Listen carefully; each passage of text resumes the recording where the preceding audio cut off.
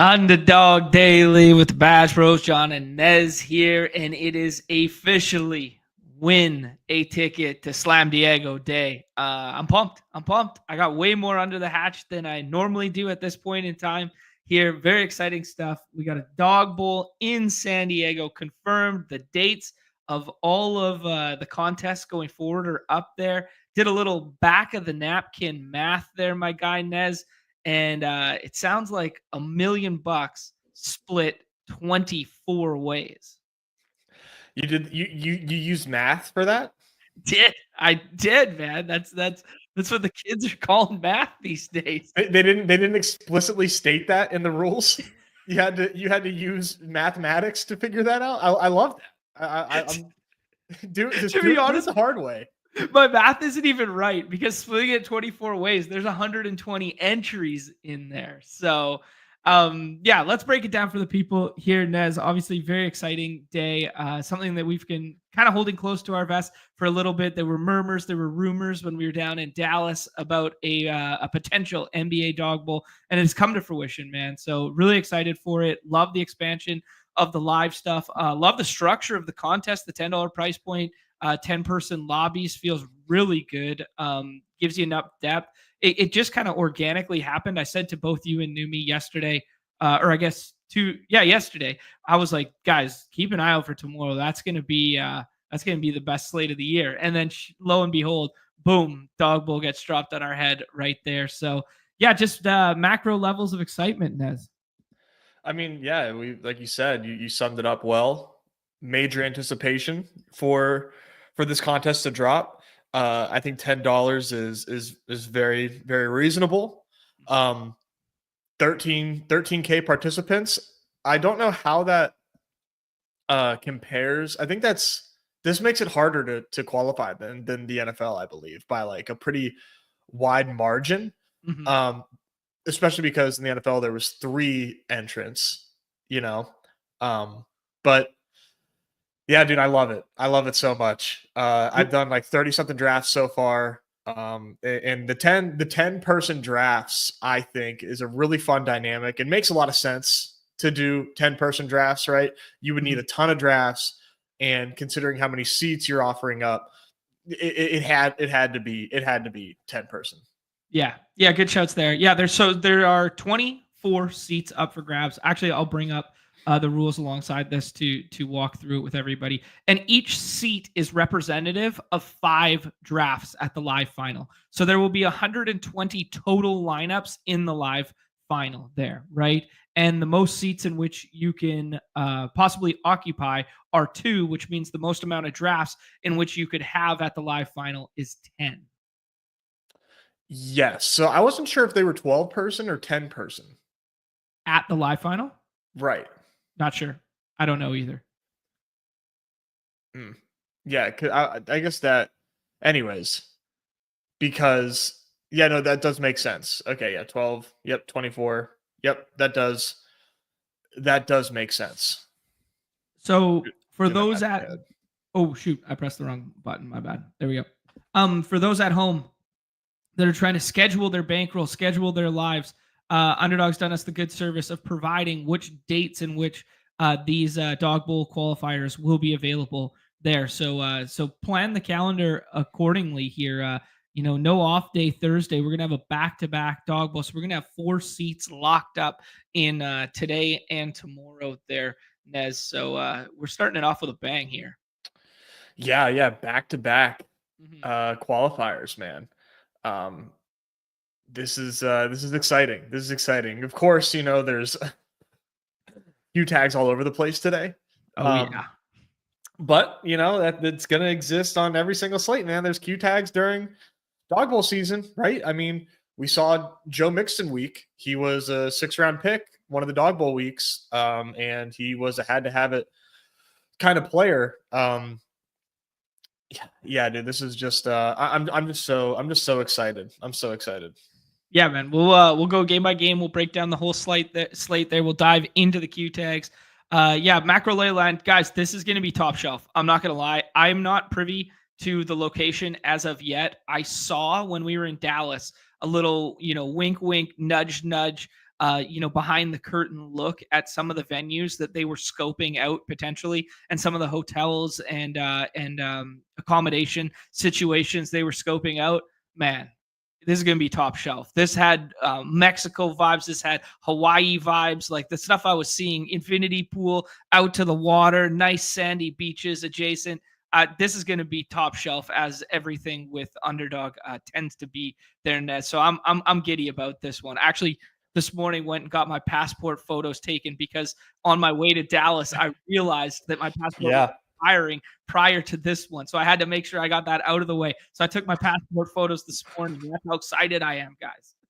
That was hilarious. Whenever you almost came to Dallas with an expired passport, that would have been a funny development there. No, San Diego, dude, is just like the 101 of locations in as far as like climate goes and everything else. I mean, it's like it's literally always nice there. So I don't even think that you can have like the Dallas outcome of where it's just downpoured all day on draft day.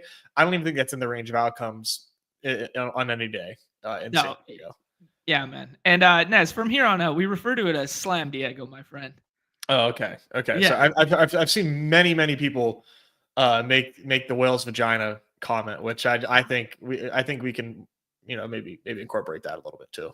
That's beneath us, Nez. We are a Slam Diego company here.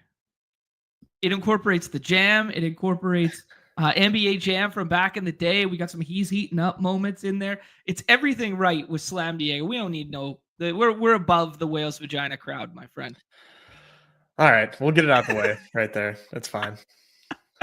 I was having fun with it, but anything else you want to say?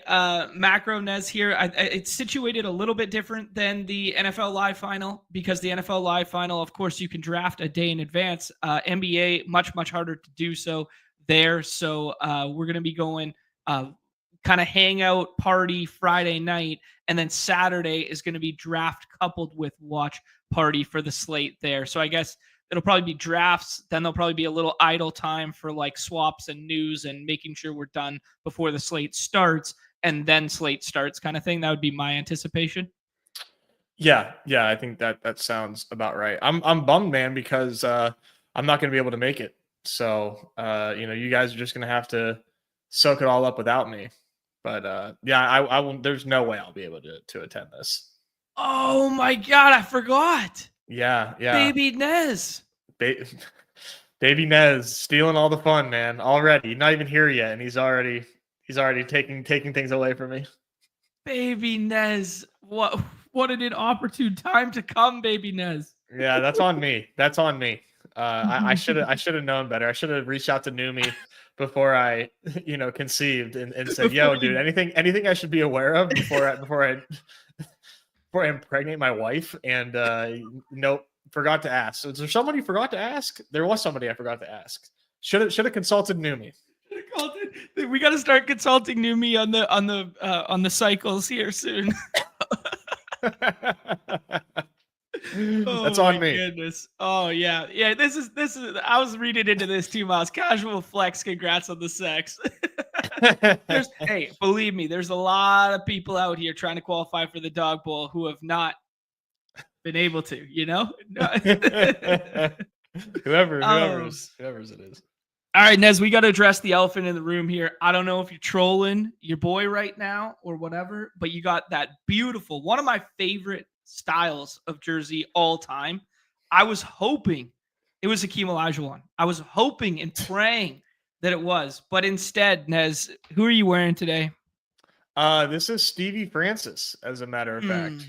Mm-hmm. Yeah. And where did he refuse to play? Where did he refuse to play, John? I don't know. Maybe he ran an entire franchise out of this city. Come on, single-handedly? He might have changed the course of history with the Grizzlies, with fanfare and that sort of thing.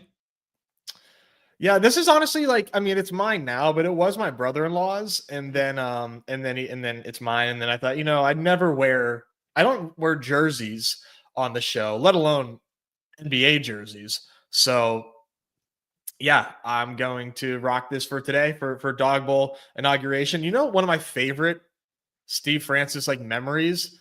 Okay. You might not remember this. There was it was for a marketing campaign, and I think I brought this up on stream before because I'm so obsessed with it. I was obsessed with this game. It was literally called a Who Done It. Uh-huh. And it was like Steve Francis and other like Reebok athletes, and it was like an online camp marketing game, but like you were like trying to figure out like who did this like crime, and there was like fingerprints on a basketball and shit. I mean, I can't Okay. remember all the details, but it was a great campaign. I'm sure if I look on YouTube, somebody maybe did like a video essay on that game. I can't be the only one who played that. Please, somebody in the chat, let me know if you also played the Reebok Who Done It game. Yeah, I mean, I've never heard of the whodunit game. I'm a big fan of whodunit style movies and stuff like that, like Knives Out and like that sort of thing. So you piqued my Yeah. interest with something like that. But yeah, no, not familiar with your OG internet Let me game there, let me Nez. tell you who was. So there were 4 NBA stars in this. Oh, Tracy McGrady had to be one of them. No, he was an Adidas guy. He was an Adidas guy. Yep. Yeah. You know ball. It Yeah. was Steve Francis, Yeah. Baron Davis, Oh, nice. Kenyon Martin, Yeah. and Jason Richardson. Dude, that's a pretty good grouping. I don't mind that. Dude, Baron Davis, crazy underrated career. Oh yeah, Baron Davis was awesome. Dude, that guy was a baller through and through. Didn't he go hoop up China for a bit too? Like one of the original guys. Yeah, he was like killing it in China for like 40 a night as one of like the original guys. Like him and Marbury as like 2 of the original China hoopers, right? Yeah, I think so. Oh, that's legit, dude. Memory lane here, Nets. Love it, dude. Yeah, I know. Just love basketball. It's funny how we really adopted the Hoops Guy mantra into being real life from a bit. Yeah, no doubt. While we were talking about Dog Bowl and stuff, got some major breaking news I don't think anybody saw coming. Oh, no. Zion Williamson out today. I mean, who would have thought? Whoa. Who would have thought? That's wild. What? Dude, that was his ADP last night when I hopped in my first Dog Bowl was egregious. Like people were watching it in real time and they're like, "Oh wow, 27 minutes, 46 fantasy points." That CJ guy sucks though. Let's not draft him. Yeah. So that was bad. I passed on him in the early 5th this morning, and I thought might have been crazy. Like maybe there's a stopgap somewhere there where I have to be clicking him instead of fucking Kelly Oubre or something like that. But I still clicked Kelly Oubre instead, I think. If you have Kelly Oubre in the early 5th, you drafted a great team today. Because Kelly Oubre is the strong number 2 option for the Sixers today. Strong number 2. He's one of my top drafted players in 6-mans. Ooh, okay. Maybe I was cooking. Who knows? 5th round Oubre, man. You might that might get numied. Oh man. Okay. Security saying that someone DJ'd an underdog party at NFT NYC. Who was it? Would that have been? Is he referring to Francis Starbury? Well, it was one of the guys from the commercial. I don't know. Oh man, B Smurf, be better, man. Trying to erase the Grizz from history. Nicest uniforms in the history of the league, man. I didn't catch on to this. I did not either. That's fine. Nice catch there, Chad. All right, Nez. Are there any shout outs? I got to shout out Matt Skull from last night. Takes down the 15K. Big shouts to Matt Skull, part of the Deposit Kingdom. Had one of the funniest comments in the history of the redacted chat in the Discord there. Once upon a time, very funny comment that lives on in infamy. But yeah, I didn't play anything yesterday. I was smelling the roses. I had some family stuff going on. I had some stuff to do there. I still listened to your pod. I was getting slandered for Zion on the cover for some reason, even though it was just culturally appropriate. It wasn't. This is why you have to pay. Yeah, and he smashed. Come on. This is why you have to pay to be a member behind the paywall, because the cover always isn't indicative of the smash plays on the slate. We talk through why a person's on the cover. It's not always the cover boy getting home, right? That's true. Yeah. Anyways, Des, anything you want to say about yesterday's slate, about anyone who won yesterday that you want to shout out that I missed, or anything like that? Not really, no, because I once again ran bad, John. I mean, woe is me. Everybody get out your small, tiny violins, say a prayer for Nez. I know, man. When am I ever gonna catch a break? I ran bad.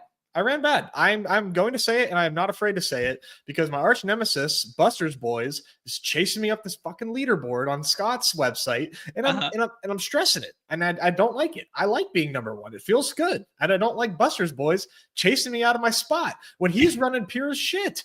So pure, so pure. Ooh. His team's the top 1%. I don't know that he had more than one that finished in third. So that's really grinding my gears, man. Really grinding the shit out of my gears. But yesterday was fun. I made a little bit of money, but I was hoping to have a better night. But shout out Ahmed Thompson, man. I mean, sometimes you just draft the guys that are just fun as fuck. Just draft the guys that are fun and they ball, and you're gonna have a good time. Dude, him and his brother are just so sick athletically. Like, they are just such freaks at both ends of the court. Man, they play such good defense, and they get all the boards in the world. Like, I think, what was it, back-to-back 20 and 15 games for him? That's wild. Yeah. That is wild. Yeah. And, like, he's not a big. Like, he's a wing. Like, he's not like a guy who would be, like, in contention on a nightly basis to, like, flirt with. Like, it's not like Drummond going 20 and 20. It's not like Duran going 20 and 15. Like, it's nothing like that. He gives you so much more than just that. Like, yeah. it's pretty wild. Yeah. I know nothing about yesterday, honestly. We're moving on to today. Mm-hmm. But before we get on to today, we can tease a little bit about tomorrow. We got permission to tease about tomorrow. Oh.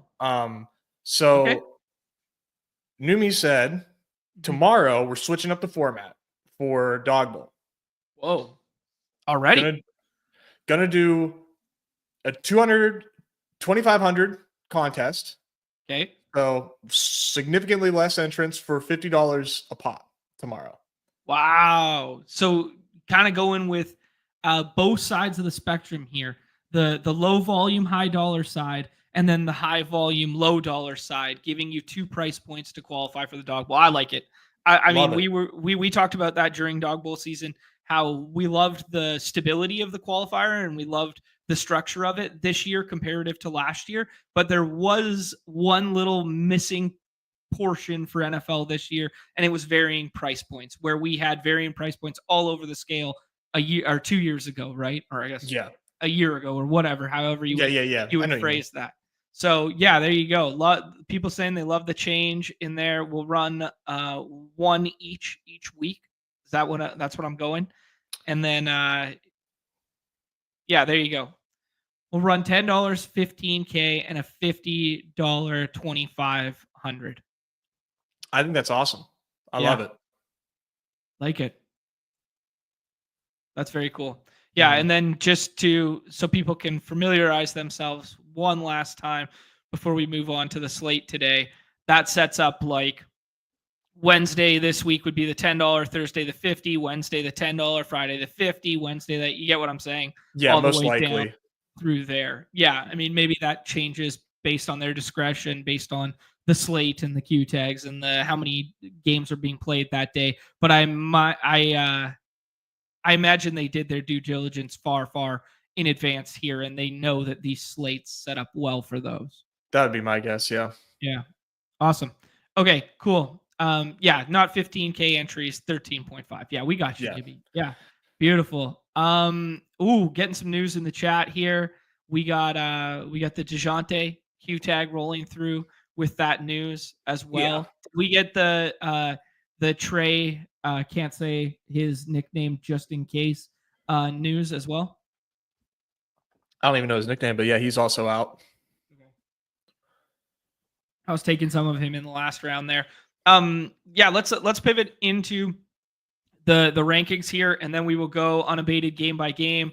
A lot of fun basketball games on the slate today, Nez. Like, you have what people will call potential finals preview with how well both OKC and Cleveland have been playing. That's just like a good circle your calendar basketball game, whether it's good for our fantasy intentions That's a separate conversation, but that's a good one. Then you got two absolute dream slop it up fests of the night in Chicago, Indiana, Washington, and the Sixers without Paul George and without Embiid there. Then you got all the revenge narratives in the world in New York for the Raptors guys going up against the Knicks. Then we got a slightly slower iteration of a slop it up fest that's missing some fun pieces on the Brooklyn side, but Detroit at Brooklyn there. Then we have another slop it up in Portland, New Orleans, with a bunch of moving pieces and a bunch of Q tags there. And then you go back to good basketball game territory again here with Clippers at Denver, Joker with the Q tag after an illness yesterday,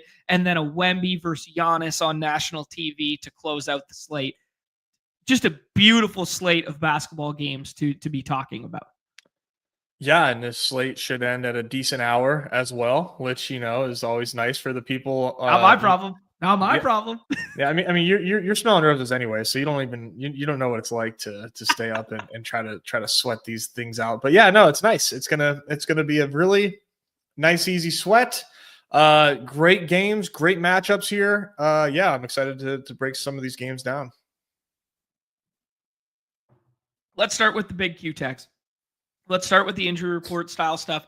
I think for today's sake, we will keep this talking macro as like a 10 person drafts environment, Inez. But a lot of it will obviously be applicable to the 6 persons. But I think just like lay of the land, we will definitely go a little bit deeper than usual.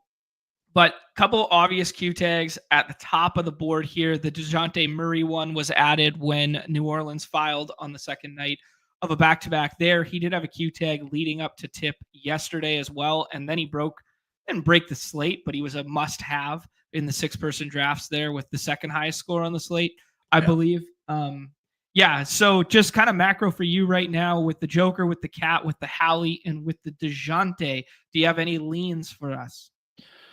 As far as these guys go, it seems like we're gonna get some pretty close calls on pretty much all these guys. Okay. But how I would call it right now is I think Joker plays. Okay. I think he plays. They're still at home, on this back-to-back. It is an illness. I do think that there's something there. But a little bit of alpha from our guy Nick from the chat here. Okay. John, do you know what yesterday was? You shouldn't. If you knew this, you would spoil the joke. I think I know where you're going with this. I think you're going in the direction of something Serbian that we're not familiar with. Christmas. Wow. Serbian Christmas yesterday. Wow, there you go. Shout out to Nick for that alpha. I was thinking I was going to go the direction that he got an IV drip of ivermectin yesterday and now he's good to go. In fact, he's probably like 120% after that because he's got all these horses. But I think a combination of post Serbian Christmas and a little bit of horse meds, and I think this guy is going to be good to go. But seriously, I do think Jokic plays, but it's 50-50. I have nothing on that. But I mean, what a coincidence that yesterday was Serbian Christmas yesterday. Yeah, what a coincidence. Yes. Okay, what are you doing with the Cat stuff? What are you doing with the Hallie stuff? Yeah, I got Cat behind Cade, but firmly in front of everybody else behind him. That's okay. That Wemby through Cat range is such a strong tier that you just can't do anything else other than a combination of those guys. So Cat, I do think Cat plays, but it doesn't really matter because he's the end of that tier, and I'm not taking anybody else ahead of him anyway. So it doesn't matter if I think he plays or not. I got to take him. I'm not fading him. Hallie. I mean, I don't really know much about this Hallie injury, but I am definitely drafting Hallie until he plays. I think this is one of the best Hallie spots that we can really ask for against Chicago. These are the best Hallie pick'ems have looked in a long time, 34.5 PRA. We love attacking Chicago. This is a pretty nutted game here. So I am taking Hallie, but I don't blame people for fading Hallie. And then DeJounte is definitely a tough one, right? I mean, he was game time decision yesterday. I'm assuming it's still the elbow for him. I think that's what it was before Yeah, I'll or check the practice yesterday. report. So I mean, I would just bet he plays. I think that he's questionable because he truly is dealing with an injury with that elbow. But I mean, he played through yesterday and he looked just fine. And no Zion, no Trey Murphy. I do lean DeJounte playing. And if DeJounte does not play, then I think CJ is getting a huge bump, obviously. And then you can even, maybe look at like Herb Jones being actually like asked to do a little bit more offensively, even though like that might not amount to anything. But, I don't know that I would go much further in dog bowls than that. Like Jose Alvarado, like will definitely get minutes, but I don't know that I would take him in dog bowls. So I mean, it's kind of a cop out, but I lean that these guys play. DER even played like 22 minutes last night or something like that, 21 minutes. The JRE? Yeah, JRE. What did I say? I don't know what you said. I think I said DTR, like Dorian Thompson-Robinson. Nah, the Joe Rogan experience, bro. JRE. Holy shit, losing my mind out here. This one's been happening a lot in drafts thus far. Is the Yzmisi bump right now with no Zion. People are getting ahead of that one. I was seeing him go as early as the 5th round there, and then obviously all the trickle down effects of the Washington stuff. Poole now been listed as out. Zion's officially out. Miles Turner had a downgrade with the illness tag, so he got added to the report with the Q tag. We've talked about midday downgrades with illness, how they've been quote unquote a death sentence this year. I was kind of shocked to see the Kuzma Q tag. Kuzma left last night, looked bad, looked like he was ruled out. Then all of a sudden it was like he got a will not return. Then all of a sudden he got a questionable to return like 8 minutes later, and then never returned. Only played 16 minutes last night. That was basically his 2nd game back to full, in quotations. It was the Sunday that he played like 30 minutes, and everything else prior to that was like 22, 24, 25, like that. He gets up to 30, then he gets the 16, looks like he's going to play full last night, and then suffers the injury there. Do you have a lean on the Kuzma situation? It was just interesting to see Poole get ruled out, and then Kuzma not yet, and Sarr get a Q tag as well.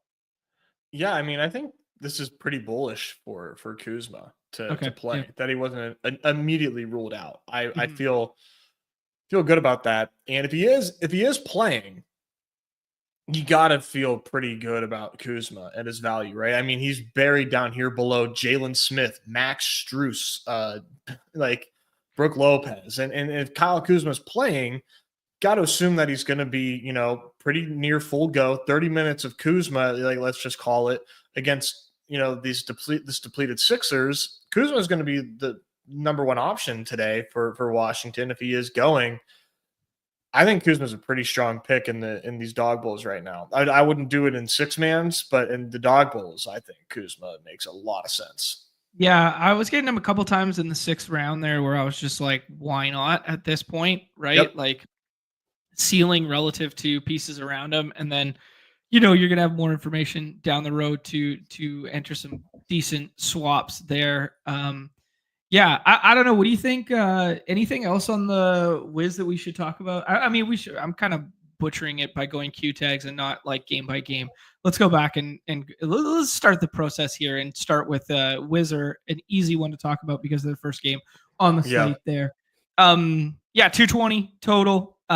Sixers are 11-point favorites in this one. Sixers at home. As I mentioned before that, Sixers without, they have a Q tag on my guy Drummond right now, but then Sixers without Embiid and Paul George. Those are the big ones there. Kelly Oubre has quite a high ADP. He's going in like the 3rd or the 4th almost every single time. Caleb Martin gets drafted sometimes in the 6th round of these Dawg Bowl drafts. There, anything on the Sixers side outside of obviously Maxey looking like a smash in the top 5-6? Yeah, Maxi is a great pick. He is ADP 5 right now, which makes a lot of sense, right? You could even find your way to take him over SGA. I'm not, but solo Maxi against the Wizards should just be like, insane. So I don't blame people for doing that, but I don't think you're going to see it. Oubre is a really strong pick. He opened up like undrafted in 6-person contests. Now you're seeing him go in the 5th round. Not a lot of like shooters on Philadelphia, so people are expecting Oubre to carry a pretty heavy load.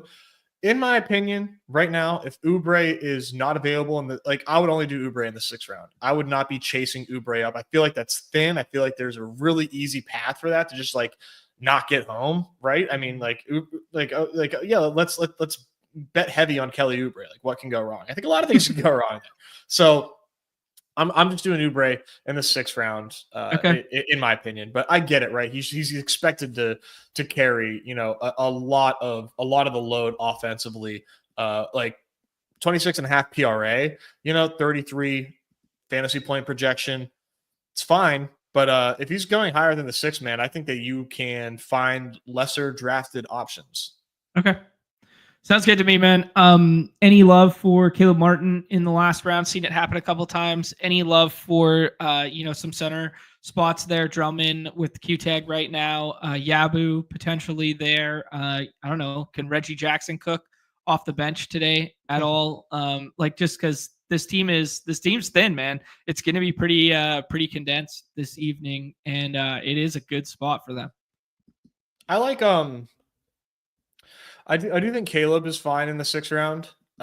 He's going to play close to 30 minutes, if not, probably exceed 30 minutes, to be honest.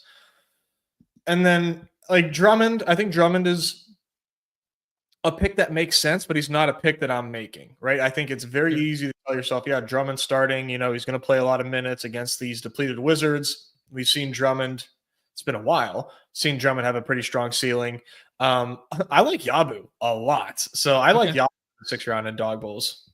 Yeah, Yabu's minutes ceiling feels a lot higher. Like Yabu can be small ball 5 and they play versus like Joe Val or something like that. And he can find his way to like 31, 32, 33. It'd be really hard. And even starting alongside Drummond, it'd be really hard to see Drummond, reach 25, 28, something like that. Exactly. So for that reason, no Drummond for me.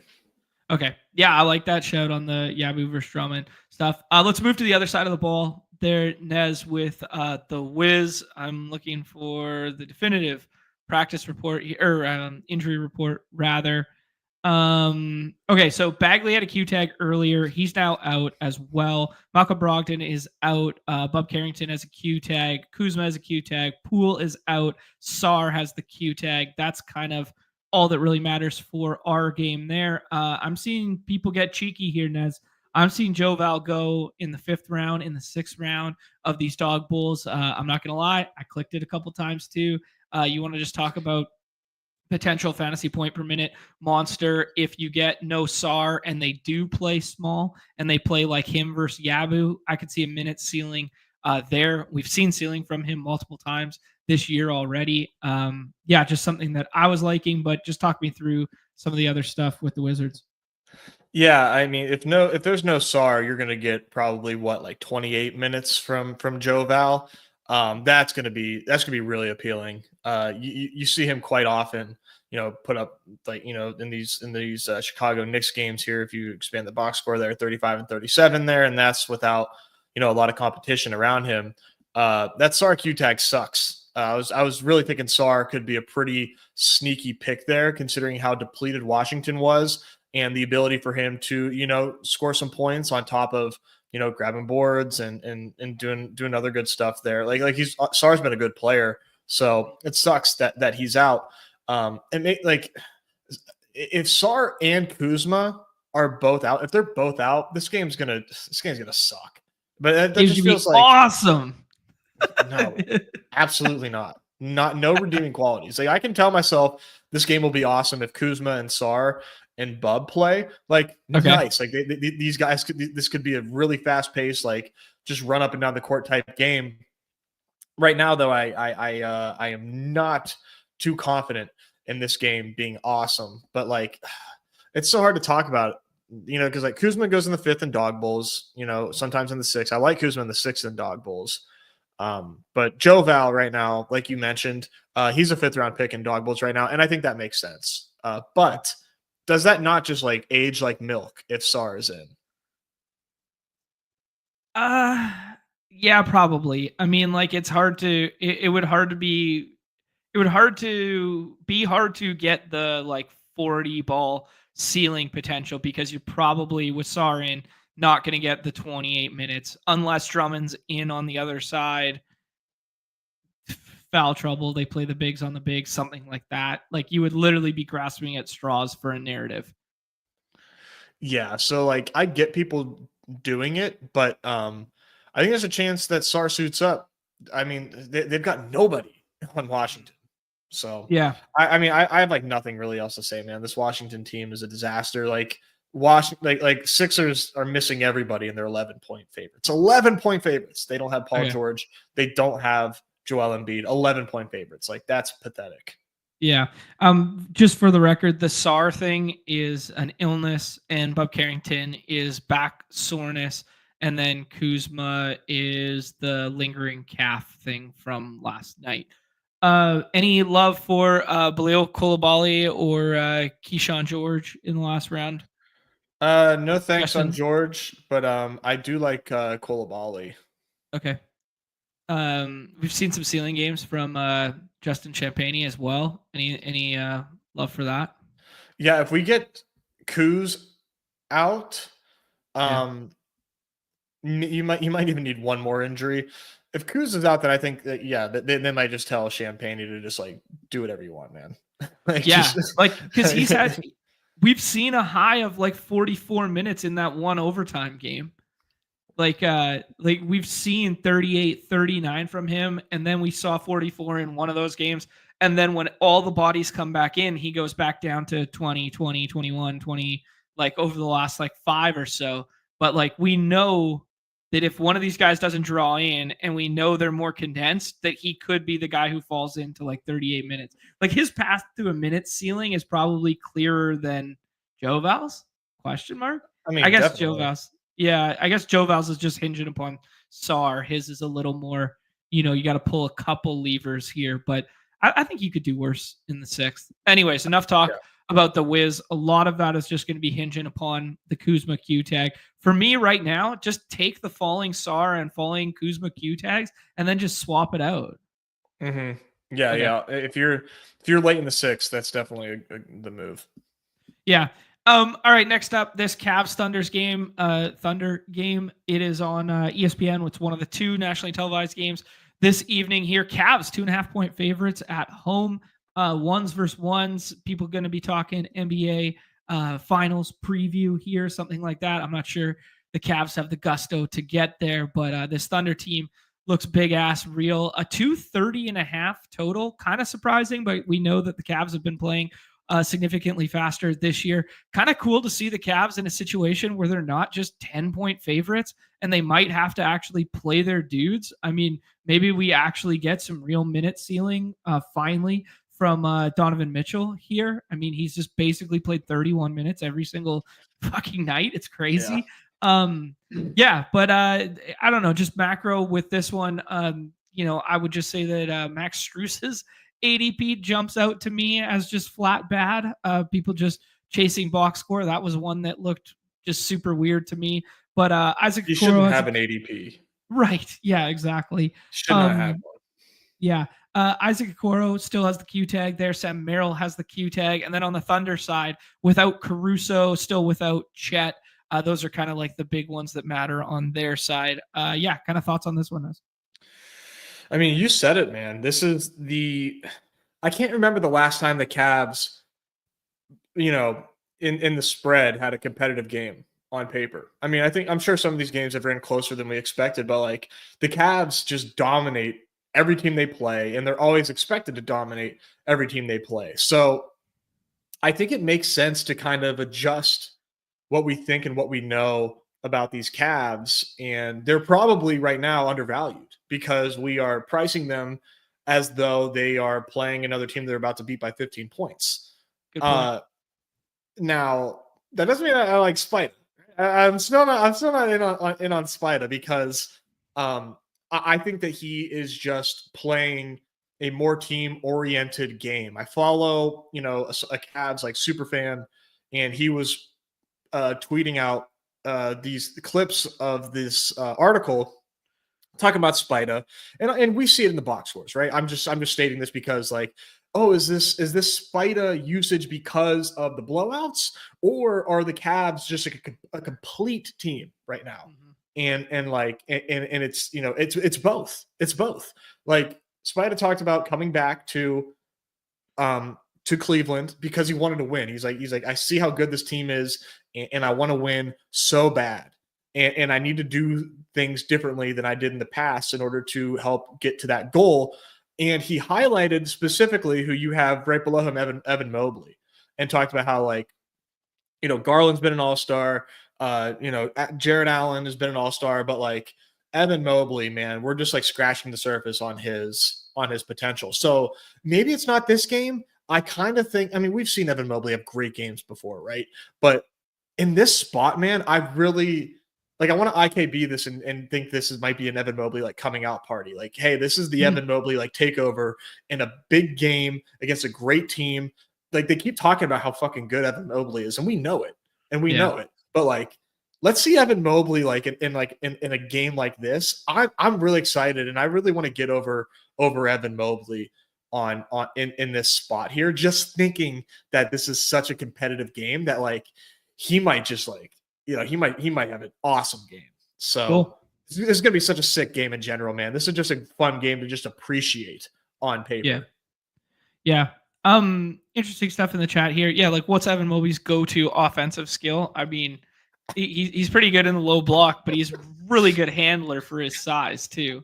Like he goes, it's fucking hilarious. He goes end to end. He goes block on one side of the court, and then he throws 3 dribbles, and he's at the rim on the other side of the court. That's a pretty good skill. Yeah, I like it, Nez. I like it. I'm excited for this ball game. I'm not sure I'm in love with it from a fantasy perspective, but I think everyone's price tag right now is fair. I like your approach to the IKB on the Mobley stuff, opening my third eye in a big way. I was a little scared of like the Hartenstein matchup there, but no, nothing there. No, I'm a firm believer, and unless like, I'm willing to have my priors changed. There's not many matchups in the NBA that like I'm scared of. And a lot of times what we're scared of, we should be leaning into. Like these stuff like that is where like, oh shit, like he's a tough matchup here, but like that means they're just gonna have to play a lot. Like these guys are gonna have to play against one another and match up against one another. That's more floor time. Like there's so much screening and like off ball stuff going on in the NBA that like half the time these guys aren't even on their tough matchups. They find ways to get them open. Yeah, dude, this is going to be just an awesome game. I think we could see a really condensed rotation, from Cleveland here. You mentioned like the Max Strus ADP, just the fact that he has one is hilarious here. I think even Jared Allen, like going sneaky late in dog bowls, could be a good pick too. Okay. Yeah, Jared Allen is going sneaky late for what he is. Yeah, Thunder might be a little more condensed than usual on their side of the ball too, man. Like we might see like some of this Aaron Wiggins, like Joe stuff. I don't think they're maybe Lou Dort in consideration in the 6th in Dawg Bowl, but he's just not a good rates guy. Man, the Thunder side is like your bench does not look great this evening. Nope. Yeah. Thunder are pretty fun too, man. Usually, we see teams against the Cavs, or maybe I don't know, man. I think people are a little worried about taking these Thunder pieces. I mean, even in dog bowls, man, I don't really get the Lou Dort, but Hartenstein and I mean Shea, enough said, right? He's a top 3 pick, but J-Dub and Hartenstein I think should, you're going to see usual minutes from these guys. I just think it's going to be an awesome game. These guys are going to be on the floor a lot. So I would not be too scared of these two guys. Yeah, okay. The Hartenstein one's interesting. I'm looking for a team in particular here. I got them in like the mid fourth this morning because people are just like letting them fall. Like they just see the box scores and it's just like 30, 30, 30, 30, 30 every single like timeout, which is like, it's not going to break a slate for you. But yeah, interesting. Anyways, I was just looking for that team. Couldn't find it off the top there. Couple things I want to hit on in the chat here, Nez, that kind of stem with that before I go to the next one.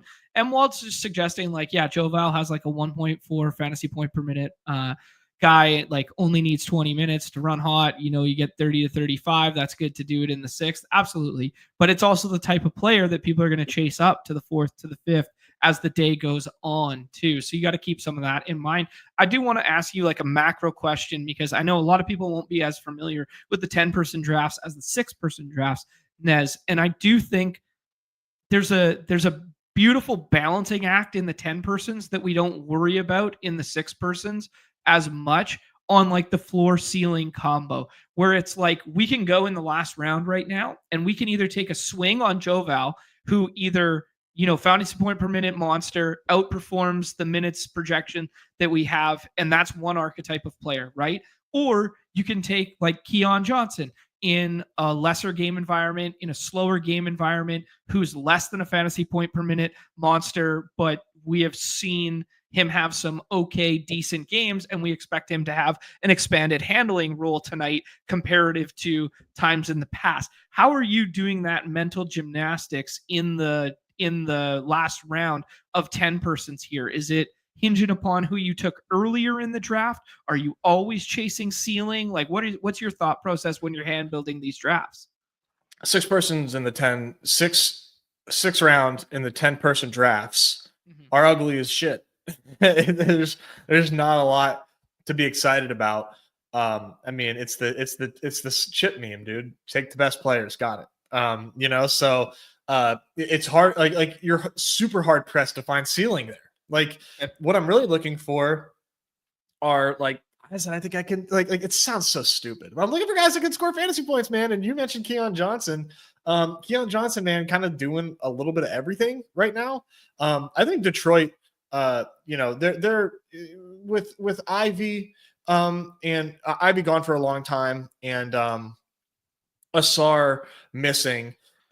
Are a little bit weaker, but Detroit's kind of like a sneaky strong team. I would normally expect Detroit to like snuff this Nets team, and they're big favorites. They're 9-point favorites. They're not even 11-point favorites, like Sixers versus the Wiz. So like, man, I think Keon makes a lot of sense. People were really excited about him the last game out. Like the pick'em grinders, they were looking for that assist number.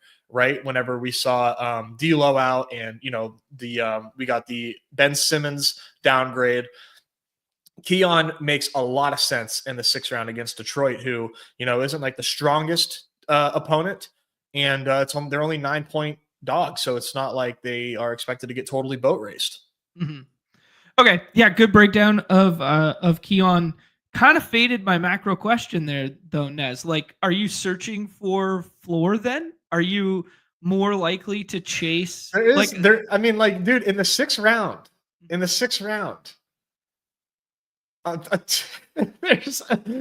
I'm looking at, I guess, median. I suppose, man. Okay. The 6th round is fucking terrible.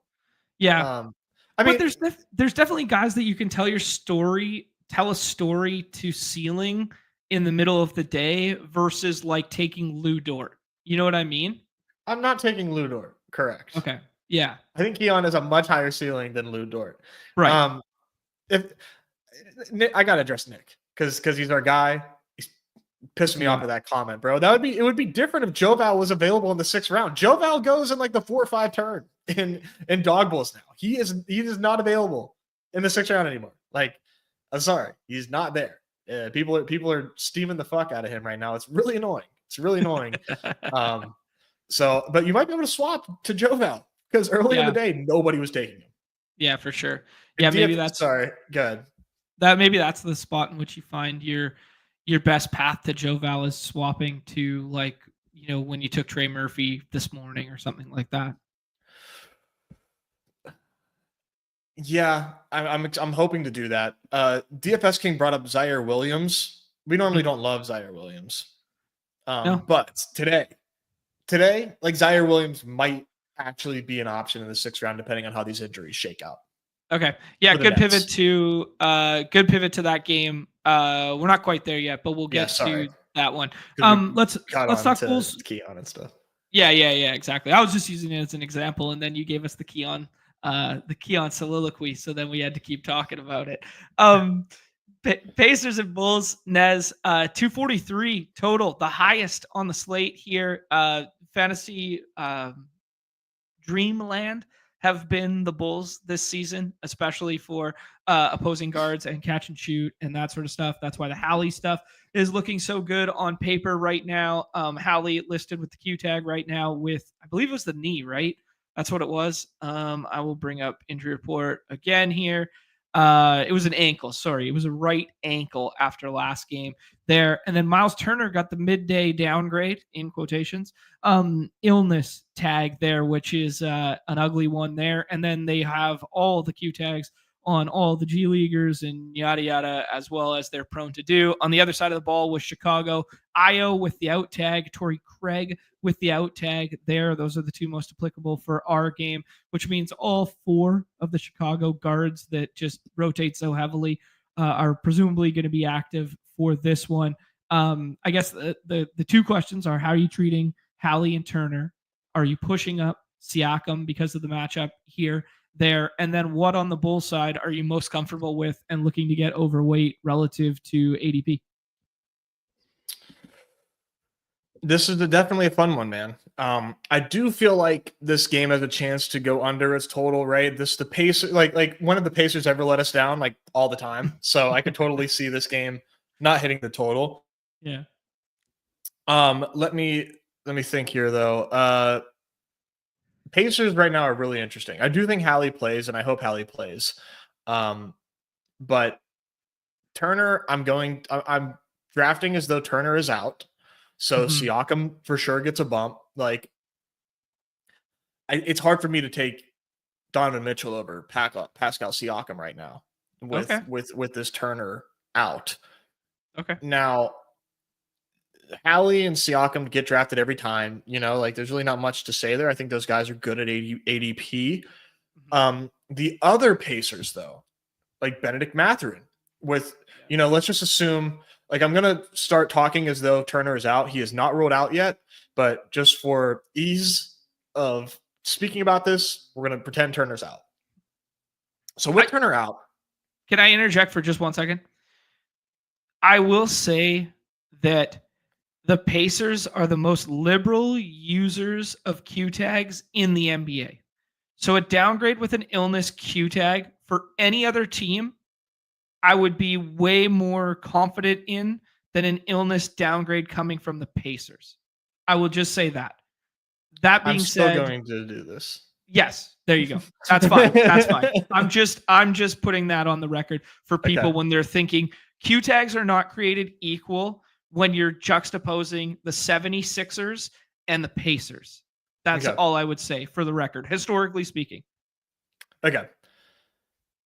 With Turner out, right? I think I'm looking at Benedict Mathurin. Yep. Because he's a board getter.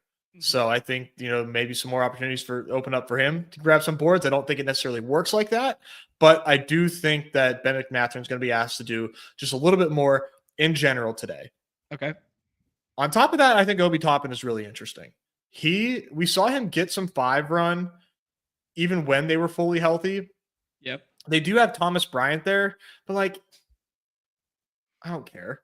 You don't remember those 2 weeks of amazing games from Thomas Bryant on the Lakers 3 years ago, Nez? Those were incredible. I heard they hung his Raptor in the banner up with the number 8 and 24 because of it. Yeah, they actually hung it right beside the in-season tournament championship. Yeah. So I think Obi is, like, actually a really interesting pick today. But like you said, it's definitely not written in stone. I do lean Turner sits.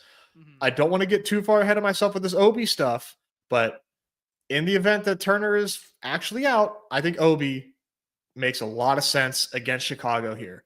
Okay. I think you can get a lot of run. This game is super high total.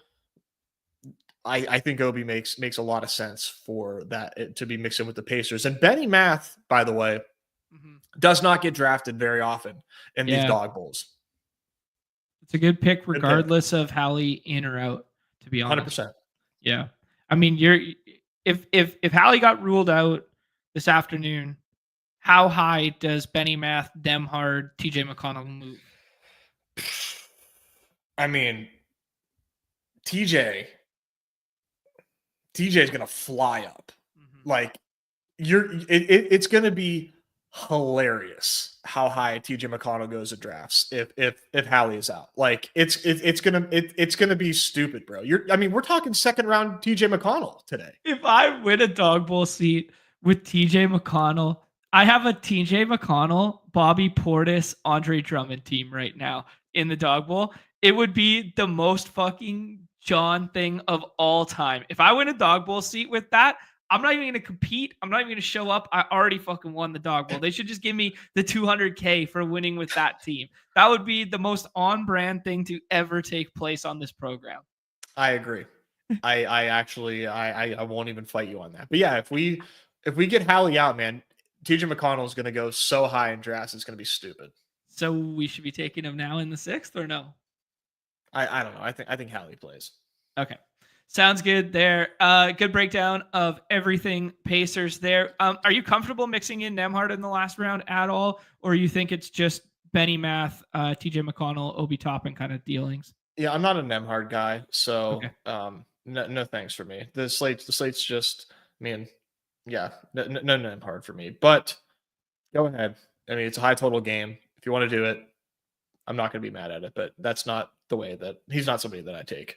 Okay, sounds good. Let's go both side of the ball there. Nez, as I alluded to, all four guards going to be in there. Vooch has a very high ADP, as he always tends to. He goes on that right-hand side of the board almost every single time and doesn't fall much. He either goes between like 9 and 14. He has such a tight band on where he goes every single day, regardless of slate. It's just kind of like, this is Vooch territory, and you either take him or you don't take him. Levine been balling out. People talking showcase for trade. All that sort of deal there. But Levine broke a slate 2 nights ago there with a 60 ball with 39 minutes there. Looks like another nice Levine spot here. I agree with kind of the ADPs on these front two. And then I'm always scared of Bulls handling here with like the next 3. With Lonzo in there, it throws such a wrinkle in his 20 minutes of handling that just like makes me not want to click Kobe White.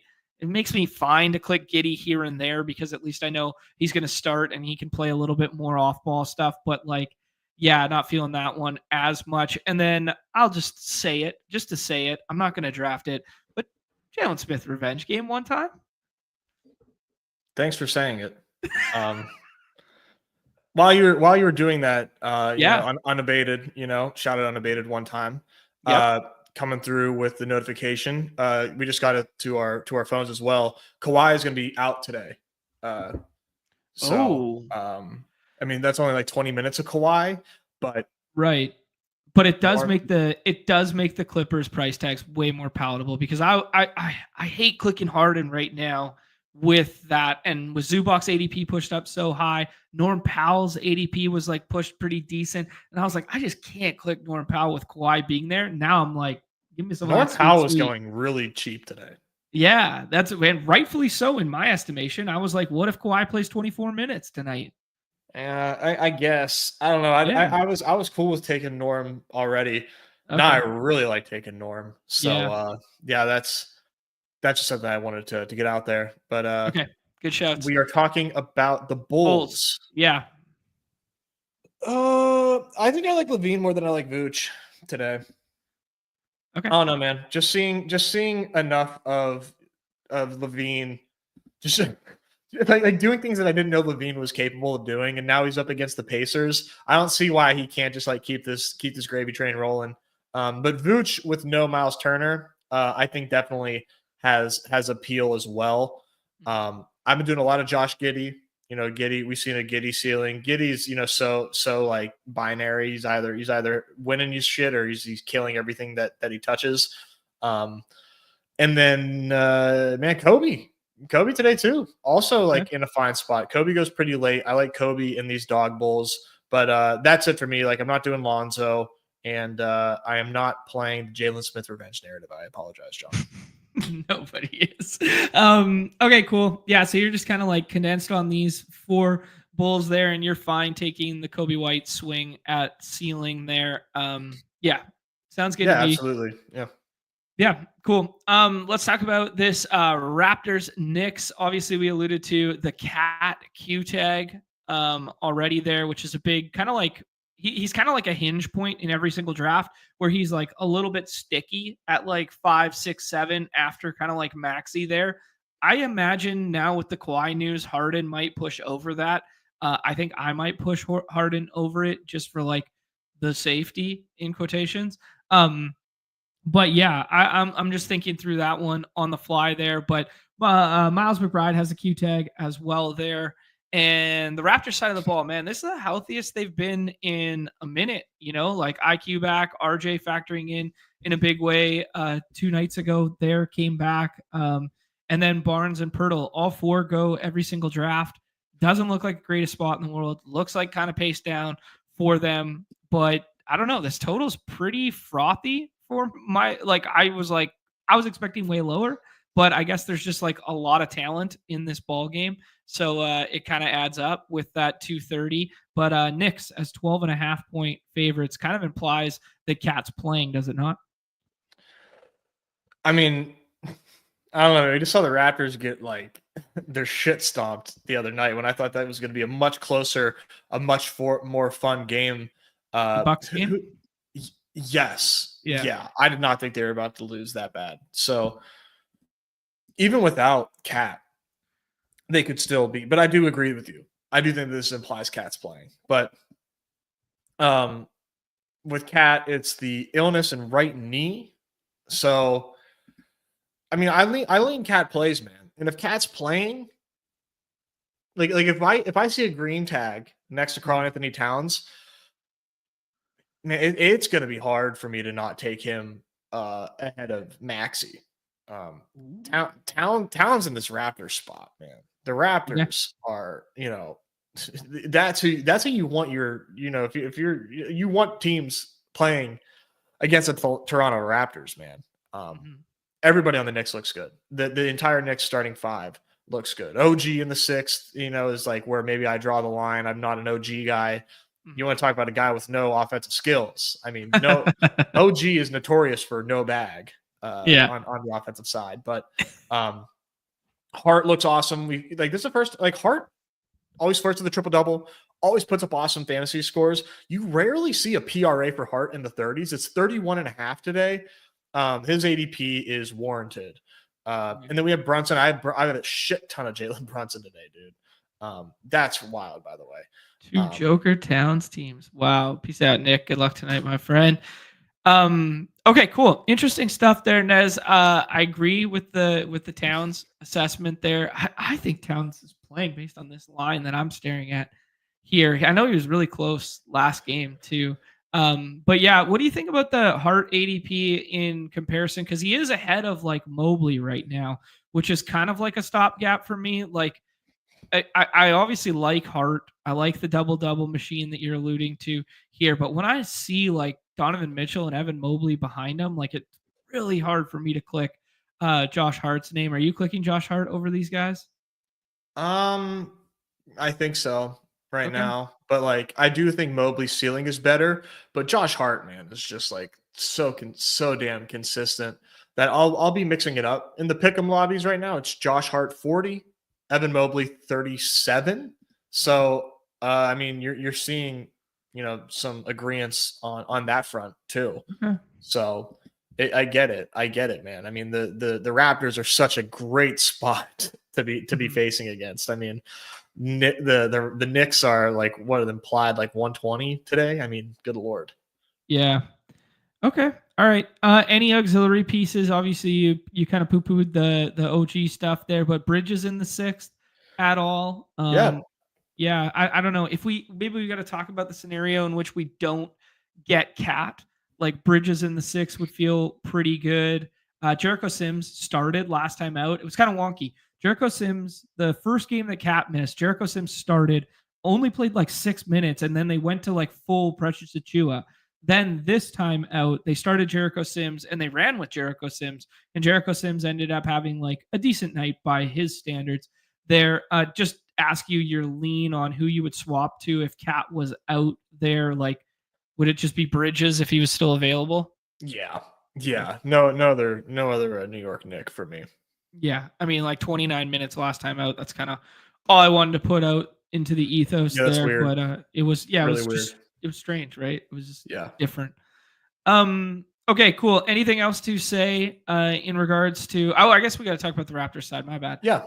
Yeah, Raptors side with everybody being back there, man. It looks like quickly Dick, Barrett, Barnes, and Jakob Pertl this evening, which makes the bench way stronger. The other one we haven't really talked about is Bruce Brown's back too. I think he's been back for 4 games now. This will be his 5th tonight. Kelly Olynyk playing like a little more full minutes. This does look like more of a professional basketball team with the names instead of having to deal with like the battles of the world and Jacoby Walter and these kind of like Davion Mitchell conversations. Now we're dealing with like actually like backup run with like Oshiak Baji could literally affect somebody's minutes tonight. Like, you know what I mean? Where it was like, Yeah. I wasn't really concerned about battle affecting someone's minutes off the bench kind of deal. Yeah, for sure.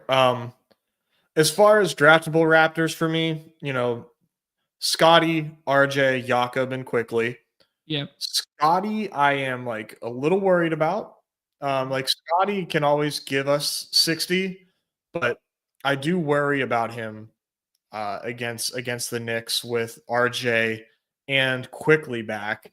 I just don't think that this price makes sense. So unfortunately, not gonna have a lot of Scotty today. Yeah. Um, yeah, but I've seen him RJ, fall all the way back to the Giannis drafter a couple times, like in the 10 mans. that makes sense. I think Yeah. that makes sense. I mean, like, I like Levine more than Scotty. There's a lot of guys I like more than Scotty today, but Scotty's ceiling is real. It's definitely Yeah. real. Quickly goes really late, and I like quickly, man. We're IQ guys here, so I'm always going to be in on the quickly, flop lag, so to You don't speak. think There, you don't think he wants to go back to the Garden and just put it on his boys? uh, pause, huh? Put it on his boys, Put it on huh? his What are they saying? boys. Is that what they say in Canada? Yeah, no, I think I do think that IQ is excited to be back in the Garden to Yeah. see his boys and play some solid basketball. I do agree with you. I think He IQ seems wants to like that pop off. dude. Okay, you know how there's like those dudes where it's just like that doesn't fucking matter. Like the narrative doesn't matter with this guy. Like he's not that guy. IQ is through and through that guy. Yeah, he's like one of the like biggest like once a Nick always a Nick guys. Like he's Yeah. he's he's excited. He's excited to be back there. Who Um, doesn't love putting it on their boys? the real quickly though, like the Pirtle, transitioning to Pirtle here. Yeah. I don't know. I don't know what to do with Pirtle. 23.5 PRA. It's not strong. Mm-hmm. I think he might be overdrafted. Dude, I was having a tough time ranking him earlier too, and I was just like accidentally ending up with him in the 4th round at a decent frequency because it was just like the stopgap where it was like, man, we're accustomed to taking this guy in the top 36 every single day, and now I'm staring at him at like pick 45, and I'm like, yeah, him or I don't know, Tobias Harris, for instance. And I was just telling myself a story that like, well, we always take Pirtle. Like it just kind of like, yeah. Yeah. Yeah. Yeah, I don't love it. All right, dude. Let's move on here. I'm having way too much fun talking through this slate with you. I love this slate. I love that it's Dog Bowl day. Lowest total on the slate here at the 212 there, the aforementioned Nets. We talked about the Keon Johnson a little bit there, but Nets and Pistons in Brooklyn this evening. Let me bring up the injury report again really quickly. Blah, blah, blah. There we go. Obviously, no Jaden Ivey with that fractured tibia there, and no Asar Thompson, which will kind of affect this evening as well. Yeah, nothing rotationally else on the Pistons, I think, to point out. But the Nets, man, Nets are decimated right now. Ben Simmons has a doubtful tag. Cam Thomas already ruled out. Watford out. Whitehead's out, which would maybe even factor in on a night like tonight. Darian Sharp has the Q tag. D'Lo has the out already. Obviously, no Melton, no Maxwell Lewis. Cam Johnson's out, and then still without Bogdanovich. Man, this team is thin, which is kind of fun for fantasy sometimes because they get more condensed. But like, dude, they are hurting for bodies. Like this feels like Memphis of last year when we're like staring at their roster and it's like, man, is Clowney gonna play like 32 tonight? Is Nick Claxton gonna play 32 tonight just out of necessity? Because like, dude, without the G Leaguers, they might have like 8 active bodies tonight, 9 active bodies at most. So yeah, talk me through the Nets side and what you've been doing. Yeah, you said it best, man. These Nets are a disaster. They're an absolute disaster right now. I've been taking some 6th-round Keon and doing some Nick Claxton as well. Like you said, these guys are going to probably have to play a ton of minutes. I mentioned Zaire as well. Like Zaire is probably in play for us in the 6th round now because like he absolutely has to play like 30 minutes. There's like, it just doesn't make sense for him to not play that many minutes. But like, I don't want to get too ahead of myself with these guys either. Right. Yeah. You still recognize that it's the lowest total on the slate and they're dogs at home kind of deal. Zaire hasn't hit that 30-minute ceiling yet, or ceiling, let's call it. Threshold would be a better word for that. Like he was kind of still ramping back up, but he has played like, let me just get it real quick here. Why is that going away on me? I think the high was 28. Nope, 25. So slowly ramping up in his 3 games back from 18 to 21 to 25 and a bit, but 30 fantasy points in that 25 and a bit last time out versus the Pacers. Man, you could do worse in the 6th round than if everybody starts taking like Claxton and Keon, just being like, why not mix in Zaire Williams once or twice? Yeah, I think that's kind of where I'm at with it too. Kind of funny that he was on that Memphis team last year that we kept clicking when there was no JJ, no Ja, no Bane, no, all those guys were out and they were only running like 7 or 8. It was Zaire Williams that we were dealing with as well. It was like, wow, can we play GG Jackson tonight? Can we play Zaire Williams tonight? I forgot that he was on that team. Oh man. So good. Nez, Piston side of the ball, man. It is basically upper echelon ADP for Cade in the top 5 there. He's been a triple-double machine there. And then basically nobody else gets clicked. Tobias goes some frequency. We've seen Malik Beasley jump back into the starting lineup since Ivy has been gone. I think that probably still holds true this evening. But I don't know, man. Even in these Dawg Bowl drafts, it's really hard to click auxiliary Piston pieces. I think Harris is probably my favorite to click. Duran, you could chase a little bit of ceiling in the last round, I guess. But man, they like beef stew, and Paul Reed's still part of that rotation. So they're splitting the 5 minutes 3 ways. Yeah. Pistons is pretty easy. I mean, we really only care about Cade. It's hard to get to any of these other Pistons. I mean, like I guess like Tobias Harris. I have been doing some Tobias Harris late in these Dawg Bowls because of the Noah Sarr and obviously no Ivy. And I've done some Duran in the 6 as well. Let me not lie. But Okay. but like it's thin, like you said. Like they're still. I mean, the Paul Reed stuff is I don't think that is a factor at all. Personally, I mean, Paul Reed is not in part of the rotation. He plays at the end of games. That's true. He plays like 6 minutes. You just anytime you get to say B-ball Paul's name, you got to say it, dude. Yeah, we don't have to lie. We don't have to lie. The thing with the Jalen Duren stuff is like, how much is he really going to play against the Nets? He could give you, depends on what the 6th round is going to be like in the Dawg Bowl today. You could end up like wanting 36 of Jalen Duren and being a nice little like, hey, you didn't kill your Dawg Bowl team, but you got to finish top 2. So maybe it will, maybe it won't. But the 6th round is dire.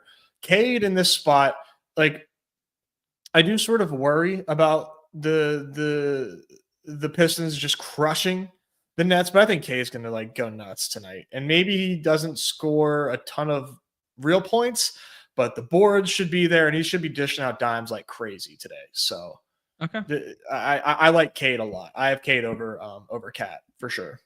Okay, Nez, I gotta defend myself here, dude. I gotta defend myself here. B-ball Paul, 6 minutes of second quarter run last game. Oh shit. I'm not crazy, man. I'm not making this shit up. I was watching. Hand on the court, bro. Hand on the court. Can't take Jalen Duren because B-ball Paul might play 6 minutes, guys. Badge Bros, stamp of approval. Oh, too good. Cheeseball popping by to say what up. Cheeseball, did I see you near the top of the leaderboard the other night? I thought I did. Yeah. Cheese was up there, man. He almost took down a big one. Nice, dude. Shout out Corey there. Justin chiming in that it's hilarious that the Pistons have to win by double digits to cover this evening. Like that's they're good. That's a wild thought. That's a wild thought, man. Who's actually been playing like a little bit of nice basketball, like more like from a real life basketball standpoint, but when I've like tapped into a couple of those games and he got a random spot start in there was Ron Holland, dude. He was their first pick from last year, right? Yeah. I think he was the first round pick for them. Yeah, first round pick from last year, and like he hasn't shown like a minute ceiling or anything yet, but just like noteworthy as like working into the rotation, playing like 15 minutes as like, wow, this guy can actually hoop a little bit and doesn't have to just be in the G League. Something to look out for sure. Yeah. It hasn't quite found his way into meaningful minutes yet, but I think they plan on it. I mean, they drafted him in the first round, so right. Yeah, just a little name to file away for silly season later in the year. Yeah. Okay, cool.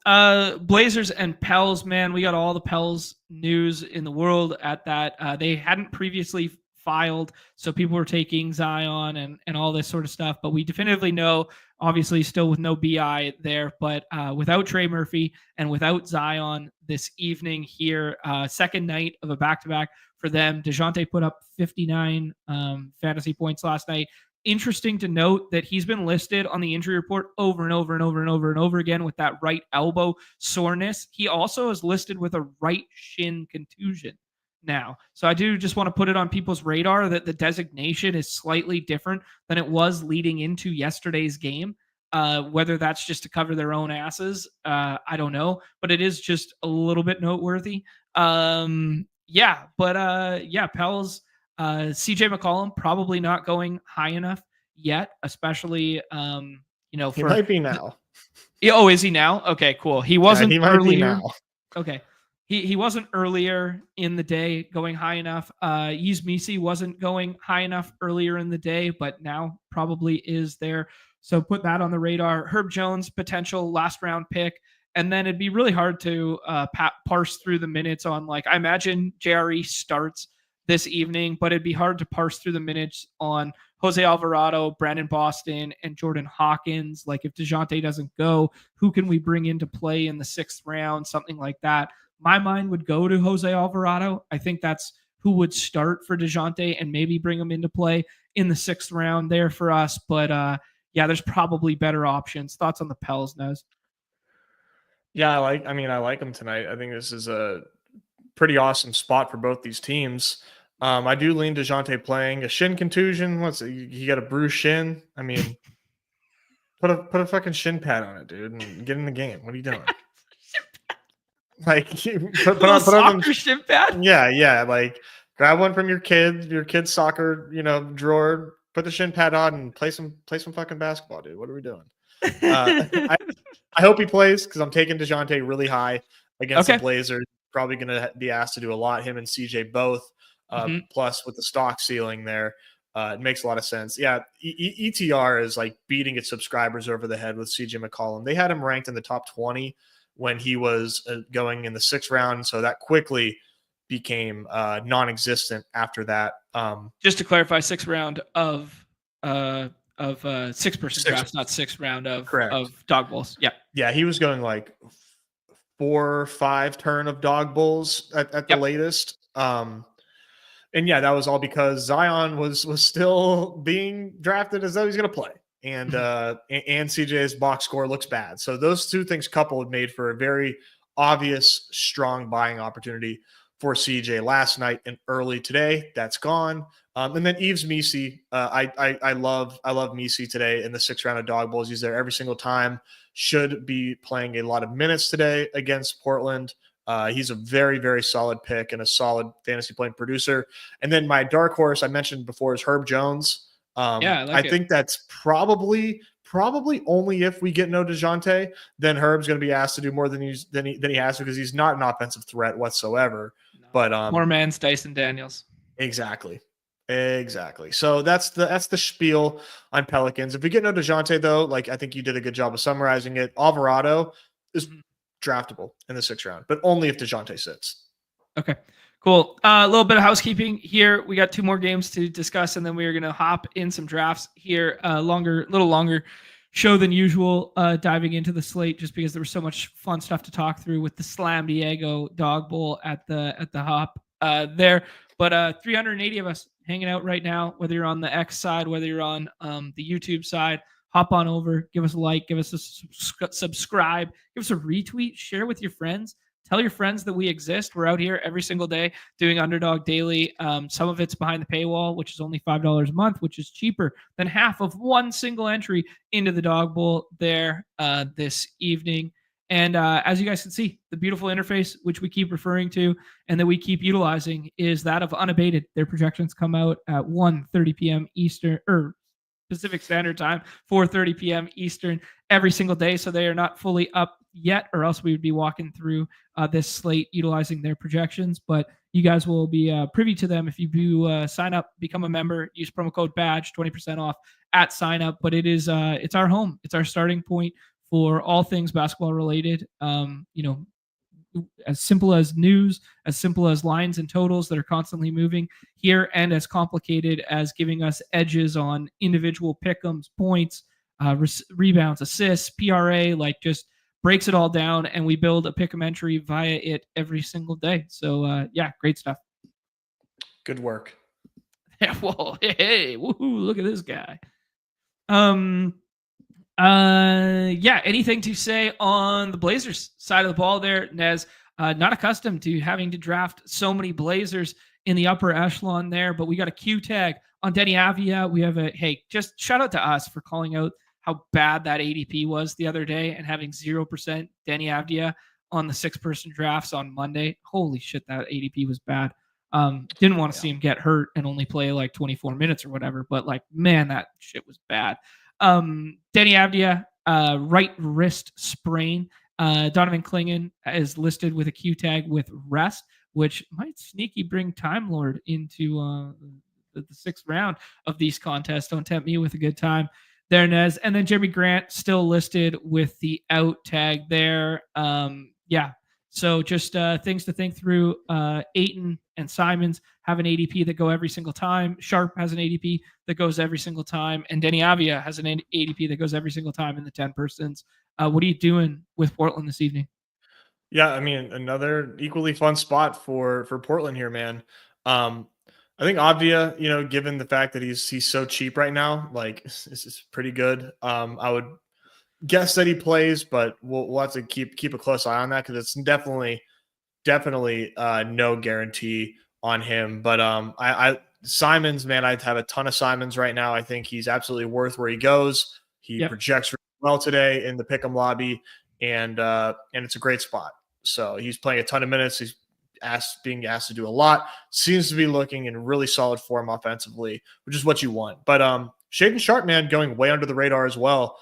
He's hooping big time right now, kind of a little 1-2 punch from the guards there, Anthony and Shaden. So I like Shaden in this spot against the Pelicans as well. The Pelicans just, quickly are like one of my favorite teams to target anytime they're in the daily slate. Who's playing the Pelicans? I like that team.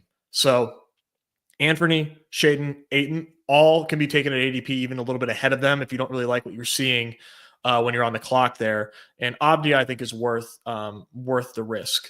Okay. With that Q tag. This is a sneaky, awesome spot here. Slop it up fest, perhaps. Double sneaky, double awesome. I said double sneaky, double awesome. Triple Des stamp of approval.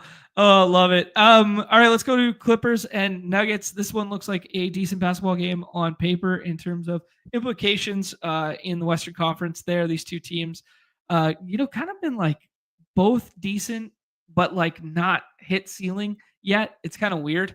But yeah, I think they're both firmly entrenched in the concept of a playoff picture there. I'm taking a bath here with this one. Abdi had 24 fantasy points at half and finished with 26 on Monday. Might have caught a break, but regardless, we did say Anthony needed to be drafted, and he was not drafted very much. That's true. Clippers 1-point favorites on the road, which is, I don't know. Do you think that's kind of surprising? Does that tell you anything about Joker? Well, we just got Joker questionable. Yeah. I mean, they submitted right now. Mm-hmm. There it is. There it is. Right there. Yeah. I mean, I was anticipating like a legit Q tag when they submitted. You were getting one, of course, no matter what. Yeah. But it's nice to know that he's not out. Yeah, for sure. Yeah. Illness, I don't think they'd ever rule him out this early, right? I don't know. Anyways. Yeah. I don't know. I mean, like, could have. Yeah. It could have. I don't know. Yeah, if you click on if you go over and click on one of these one of those lines on the Clippers, I mean, you can do that one that under the best line, or you can like find like a DK, like one of these redacted lines that I would probably trust a little bit more.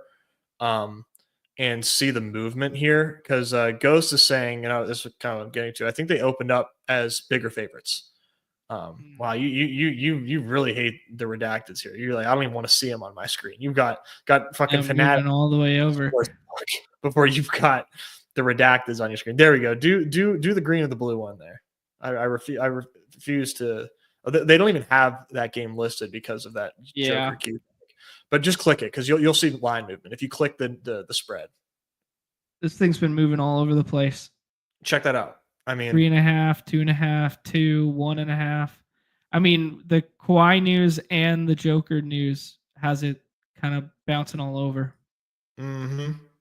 Yeah. I mean, like, that's the Kawhi move, people are saying. Yeah.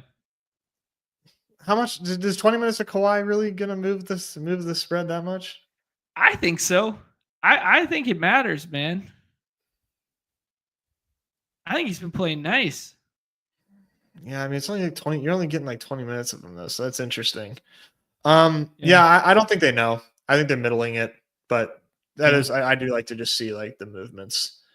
For sure. Another good additive to the unabated stuff. There. I'm looking for this newest injury report, and the NBA official website is taking its sweet ass time to give me a link.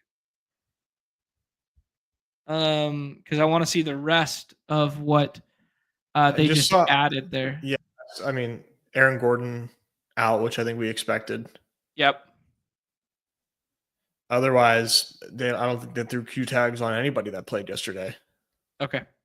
Cool. So the only one I was worried about was Jamal potentially getting a Q tag on the second night of a back-to-back. Yep. Yeah, totally fair because of his injury history. Yeah. And then the Clippers side of the ball, Kawhi's out, and then that's about it. That's all we have to worry about. I do think it's important to note that Terrence Mann has been back now too, like just in terms of how that might impact some rotational stuff. But yeah, Nuggets then with Gordon being out, will then again start this Westbrook lineup that they've been going to. Jamal Westbrook, Michael Porter Jr., and Joker go every single time. I think we should have the conversation of where you're ranking Joker right now. And then on the Clippers side of the ball, Harden goes, Powell goes, and Zubac goes every single time. And then is there any consideration for anyone else in the 6th round that we should be bringing in? Yeah, what do you think there, Ness? Yeah, I don't think so. Joker in 6-person drafts, I'm taking 2. In Okay. dog bowls, I am taking 3. Okay, and why the difference for you? Why the difference there? Is it just I'm a little more risk averse with these dog bowls. You know, okay? I'd rather, you know, with yeah, I'm just a little more risk averse there. I think that, you know, to put it succinctly. Is that a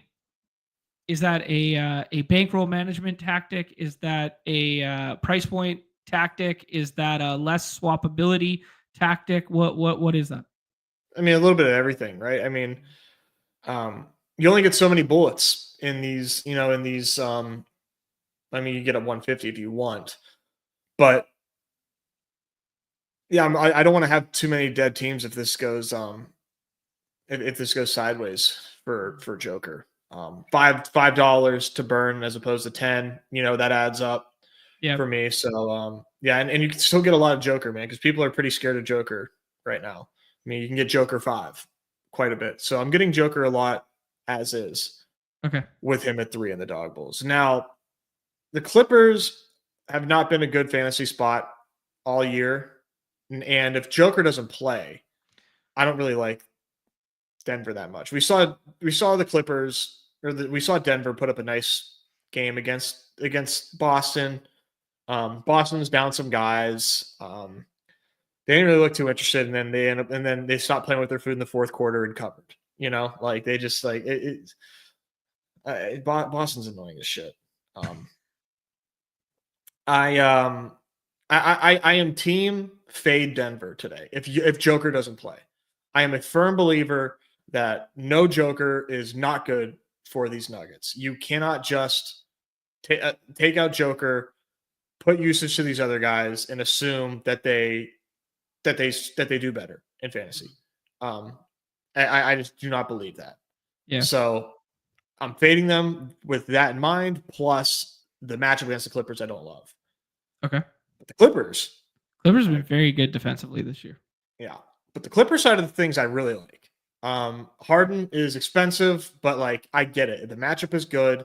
I hate that he is up here so much, mostly because of his latest game. So really, really not loving that. But I do think he's in a good spot, so I understand it. Zubac, I do like a lot today. The ADP is super frothy, and I don't know that I like the ADP so much, but I do like Zubs today against Denver. And Norm Powell, man. I think Norm Powell ADP is officially like not accurate. You're going to see people push up Norm Powell a decent amount today, I think, with Kawhi out against the Nuggets. So I like Norm Powell quite a bit today too. Okay, cool. And nothing auxiliary outside of these ones in the last round of dog bowls. No. Like, even if we got Joker out or something, you wouldn't be like, yo, Christian Brown in the 6th round or anything like this crazy. No, I don't think so. Okay. I hear people in the chat. Russ, yeah. Russ is different, right? Russ without Joker. That I agree with that. I'll adjust the record. Scratch, add that to the record.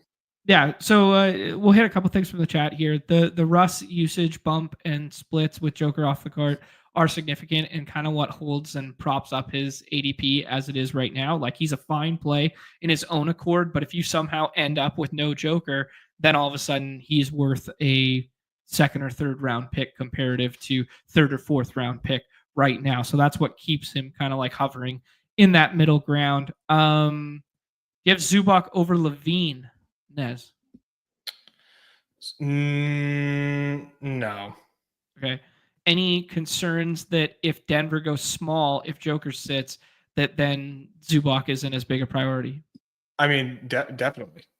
But I'm not sure they have the luxury of doing that. I think, I think Zubac, I just think Zubac's just playing really good ball right now. And I just wish he wasn't so expensive. I like Zubac, but at ADP, it's not the same. It's not the same. But I don't think this ADP is accurate either, man. See Zubac go really late, compared to this ADP. So the falling ETR Zubs projection is good. The ETR projection might change that though. We don't have an unabated projection yet, but I think the ETR projection might change where Zubs goes. Meaning they hate him? When I was looking earlier, I thought they liked him. Pick'ems have them at 37. Yeah. That's below Jamal Murray right now. Below Damian Lillard. It's below a lot of guys that go behind him. ETR has him 13th. Okay. There you go. So that is right in line with ADP kind of thing. I do think this is a very interesting narrative that we talked about at the beginning of the show that we should bring up again there. Justin Sampson brings up the fact that, let's be honest, Joker just left the stadium yesterday. He wasn't sick. He did the shoot around to get it, and then he goes and celebrates the holiday with his family for personal reasons, and he's totally fine tonight for this game. You can read into the narrative as much as you want. You can do this sort of thing. I kind of like this spin zone, and I kind of just flat ass agree with it. That doesn't mean it's correct. That doesn't mean anything. I would just be clicking Joker over and over right now. I love that. I love that from Justin. I love him being there and being like, I saw it with my own fucking eyes, man. That dude was smiling, giggly. It's like when you get taken home from school, from the middle of the day from your parents, why are you smiling? I thought you were sick. I am sick. No, Joker. I think Joker smiles anytime he doesn't have to play basketball. Also, I love that. I love that from Justin. I don't think that you should be taking Joker later. Anything later than 4 for Joker. If you're scared, go to church, dude. Don't let people get pick 6, pick 7 Joker for the love of God.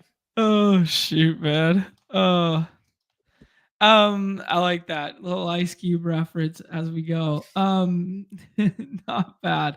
Yeah, Matt, we will get here, my friend. More important question is the bullpen ADP situation for Nez's beloved Pirates. We're going to do some of that in the future there. If you guys go check out the Sheep Seats, aka Stacking Dingers there, they did an early preview on the rankings. Chris, Billy Jones, and Dark Sheep, I retweeted it earlier there. I can tag it in the future here for others. Yes, Justin, there was a Serbian Christmas holiday yesterday. That is the rumors going around here as to why he did not play, and kind of fits your narrative. Okay, Nez, we have made it to the final game on the slate, which is Spurs Bucks, nationally televised.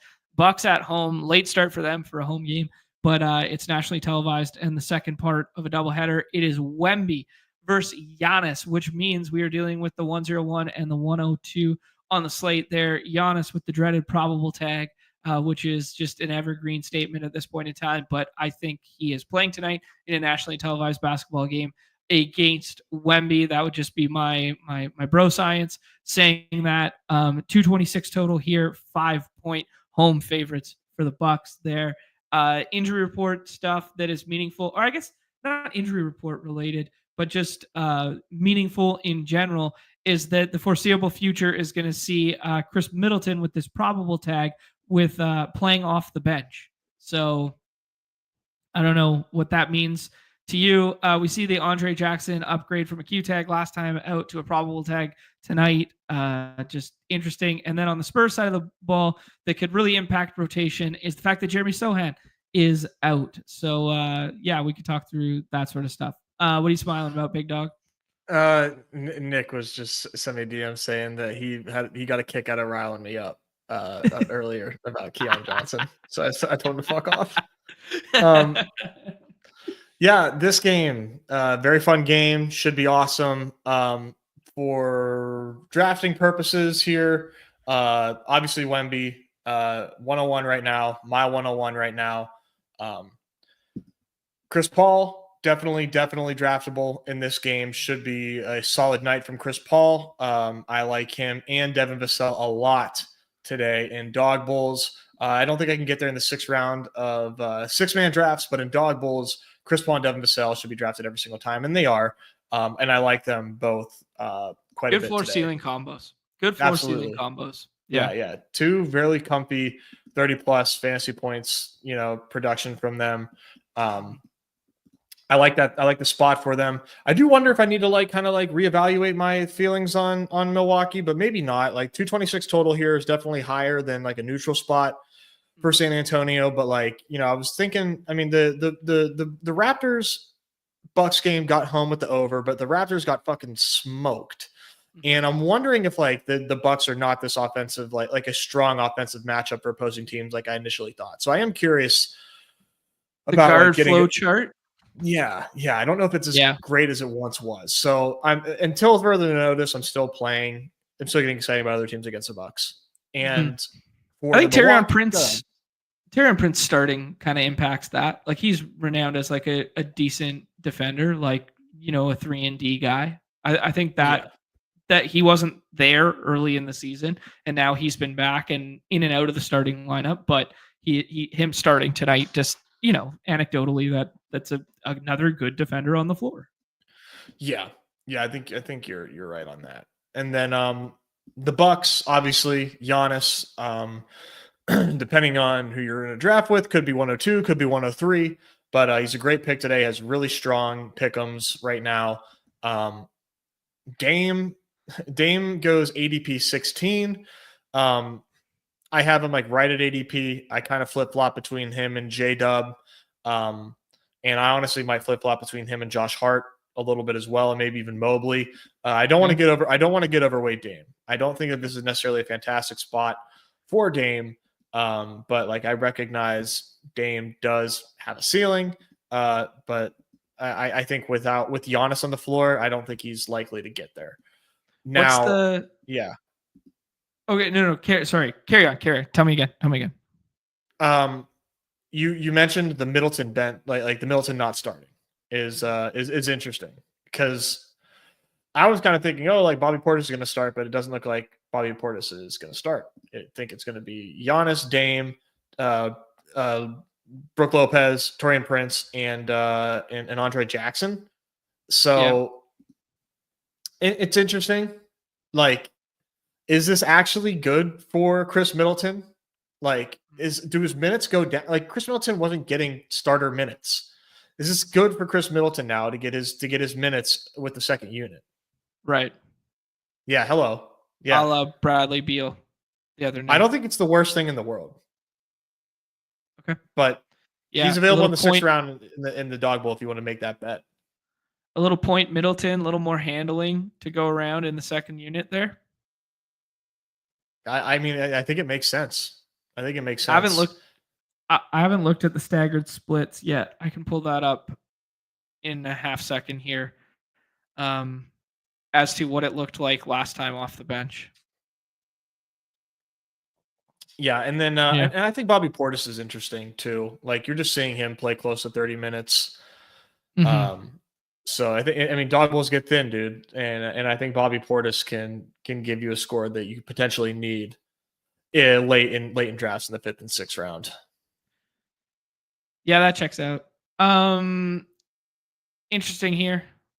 Dame 1.13 fantasy points per minute in games Giannis plays, 1.46 without him. That's very stark in terms of very similar to the Paul George split that we saw on Monday's slate there. Kobe Short's asking who you're taking 1, 2, 3, and I think you said Wemby, Giannis, SGA, then Joker in the dog bowl, and then in the 6-person drafts you said Wemby, Joker, Giannis, correct? Joker 3 in dog bowls. Joker 3 in dog bowls, so SGA 4. Gotcha. All right. Perfect. Miller, get out of here, man. 2 hours into the show. Just kidding, Miller. Two Good things. night. Hey, Miller had a good night last night, He did he did not? All right, in the buzzer congrats, beater, I Miller. think. Congrats, Two Miller, in things. the buzzer One, I beater need to last take a night. quick intermission. Yep, I'll jump Two, into I need to go drafts. get my dog here pretty soon from the Okay. vet. He had a successful veterinarian appointment. He had to go under for a little bit, but he's doing well, so I got to go Ooh. get him in a second. What did he have He had to some what happened? dental work he had to get done. He had Oh, some brutal. nasty chompers on him. One more spot in the dog bowl here. Perfect. Hop on in. Numi's so pissed. Hey, we're breaking down the slate, bro. There's 400 people watching this beautiful platform. We're bouncing back and forth. Now we're in a draft. We don't do all the drafts on stream. We're not Davis's stream, man. We're breaking down the slates. We're giving people the alpha while they draft alongside us, bro. This is our show. Out you go. Blocked. Timeout Numi. Blocked. Friends and family here, man. Holy smokes. All the people that were trying to qualify for the Dog Bowl circa NFL season are back trying to qualify for the Dog Bowl NBA season. Lots of friends and family names here. Magikarp, a qualifier for that NFL Dog Bowl. Same with Cowboys. Same with Dan.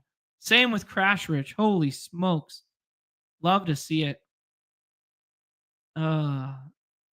Get the drafts moving. Yeah, it's true. It's true. We gotta keep filling them. Man, I have rolled this back end. This is draft number 16 for me in the Dog Bowl NBA streets. I have rolled this back end slot over and over again. I think I have one Joker. I have no Wemby. I have no Giannis. Interested to see Magikarp go Giannis 101 there. Copper Prices is doing the Joker thing at 2. So always paying attention to what my opponents are doing in these streets. Yeah. Quick refresh here.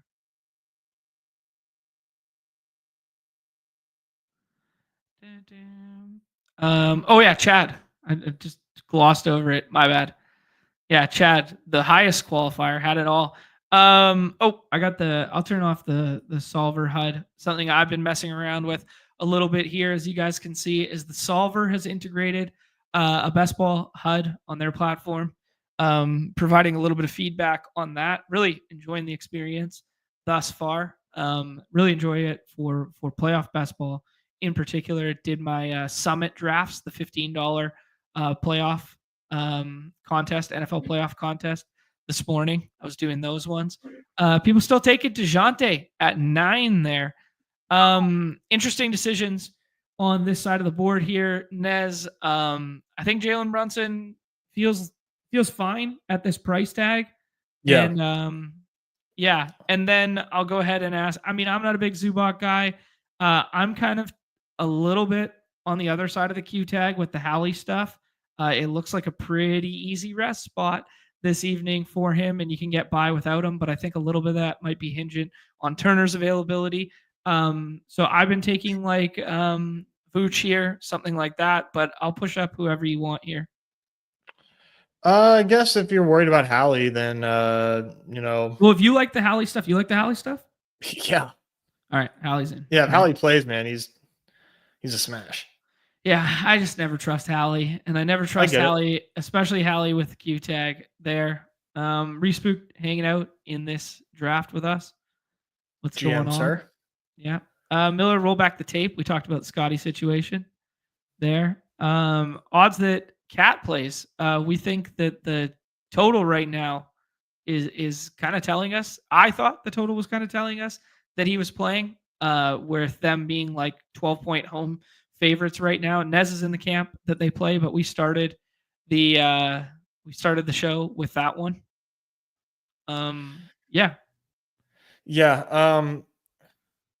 I mean, I don't know. They're only, you mentioned easy rest spot for Hallie. They're only 5.5 point favorites. Like, true. I don't know. Yeah. I don't consider it like easy, but I could eat my words on there. I mean, I want him to play. Yeah. That's really what it comes down to. Okay. Ooh.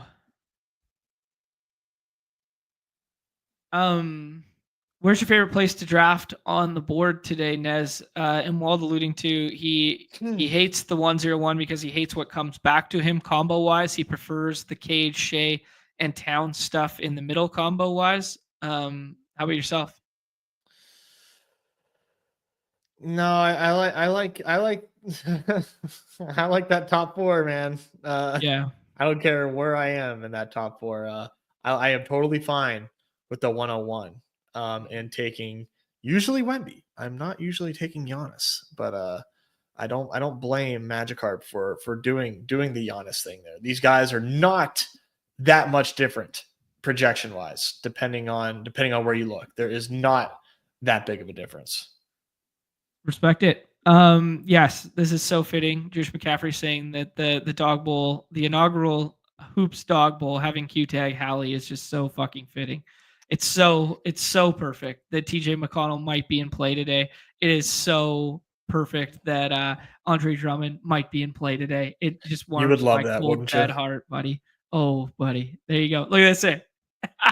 Hearsay comes in here and just goes, yeah, saw John take TJ earlier this morning.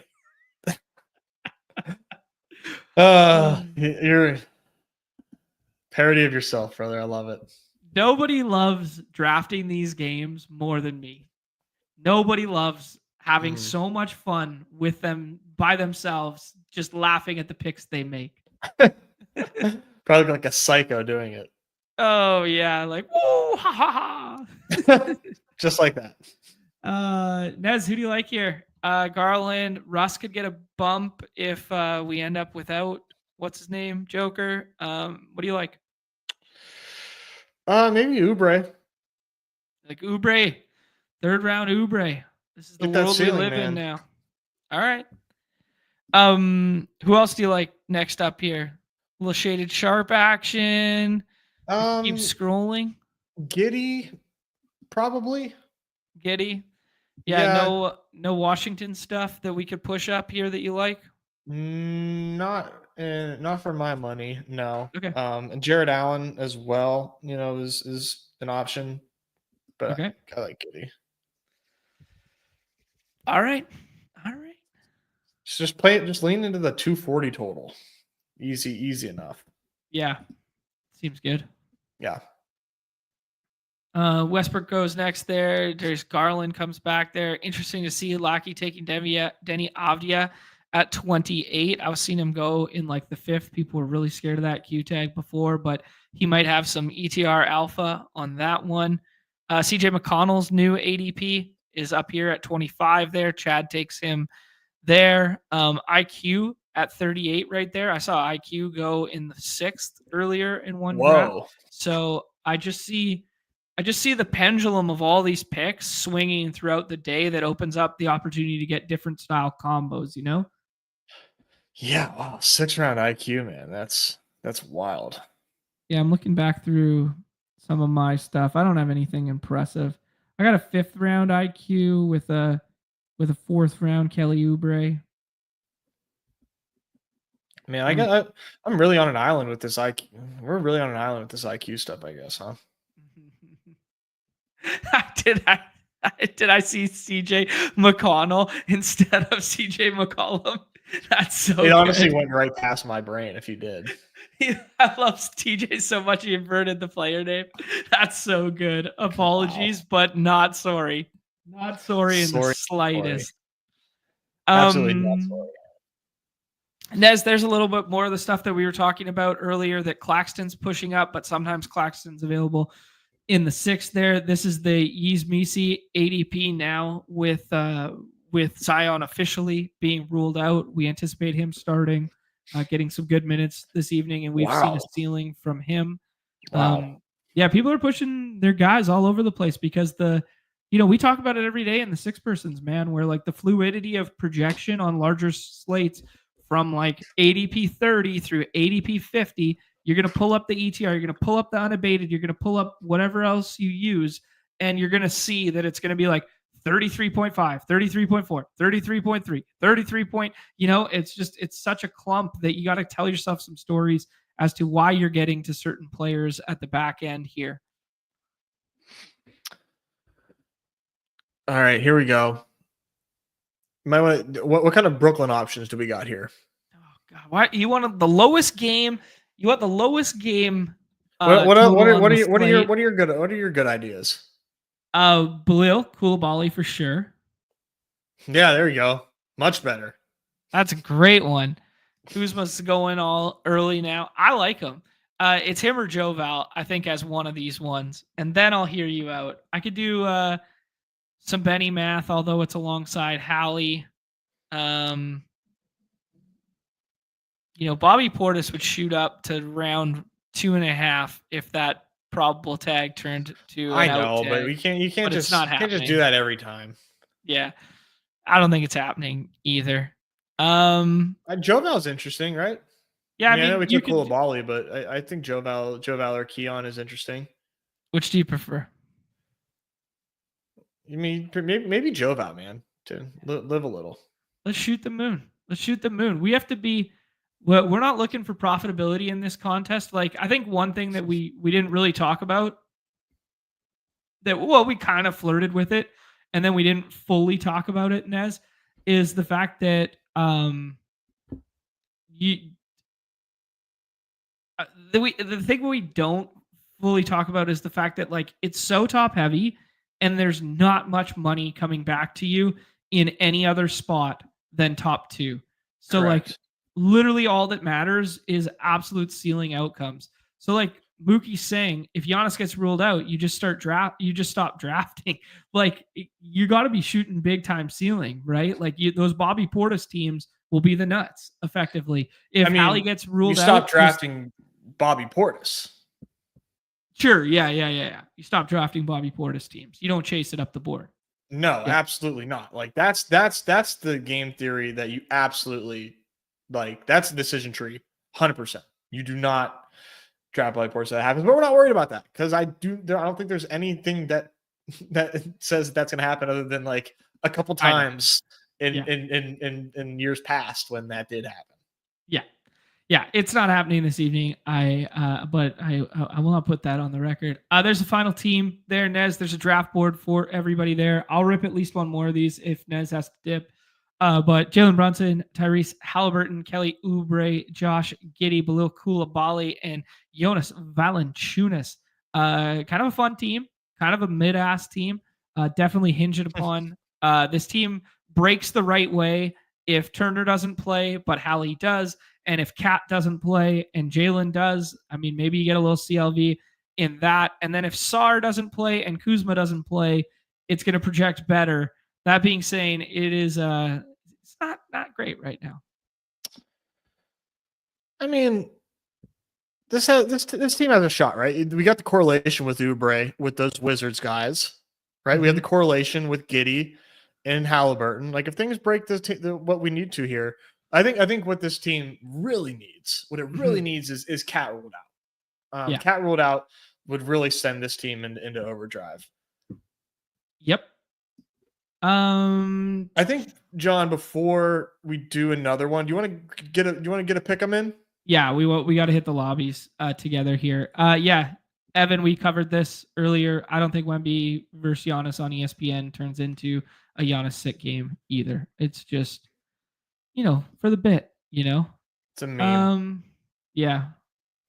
Do you think they'll have a $5 contest for Dawg Bowl? No, John, they will not. Let's do pick 'em. Well, I'm addressing the chat. Start firing. I gotta go, dude. Answer that question after I leave. Where do you want? So I mean, we could do general multiplier, or we can shoot the goddamn fucking moon. Let's do 2, but let's start with the shoot the moon. Shoot the moon is fun. I'm gonna look at the unabated stuff real quick here. Projections not up. I think IQ double is nuts today. How so? What do you think the multiplier is? IQ double 4.2. I mean, it's 5.5. I would have guessed a little bit lower than that. Yeah, I would have guessed lower than that too. Like that feels fun. Way lower. I would have thought like in the 3s. Yeah, we were absolutely playing the hits with that one. We are. I put that in my tweet today, but Okay. I just don't think it's that crazy to think like this is just one of the best double multipliers that you're gonna see today, Love it. in my opinion. Okay, Like let's point IQ. let's play that with like our favorite play on the slate and run it once and then shoot the moon with it another way. Okay. Favorite play. Maxi PRA. How about that? Yeah, let's do it. Okay. I didn't even click the Christmas box because I was so enamored with what was going down here. I have Keon another play that I Johnson, really like. points Yeah, assists. that's interesting. I like Norm Powell fantasy points too. Let's see what Norm's working with.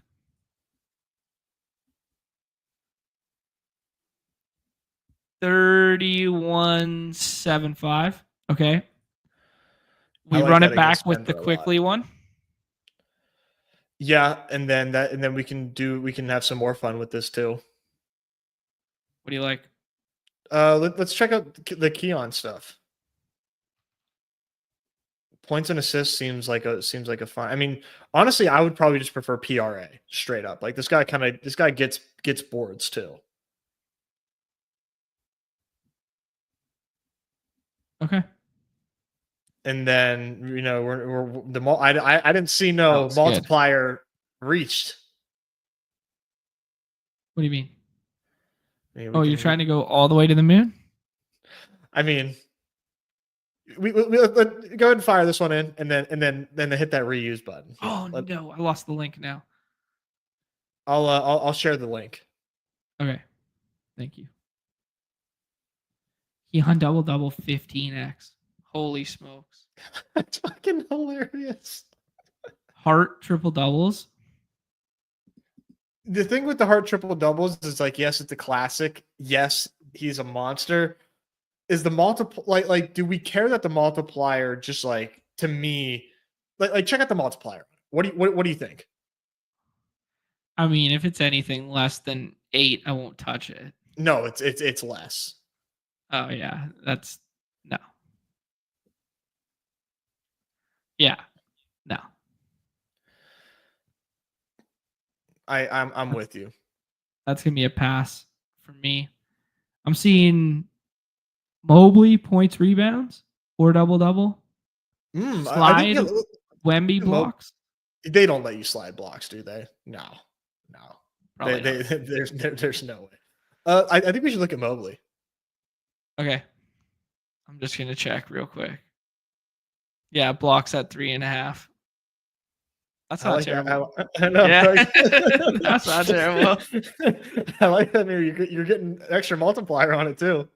There you go. IQ. They just changed IQ up on us. They probably gave us more money. Like 5.4.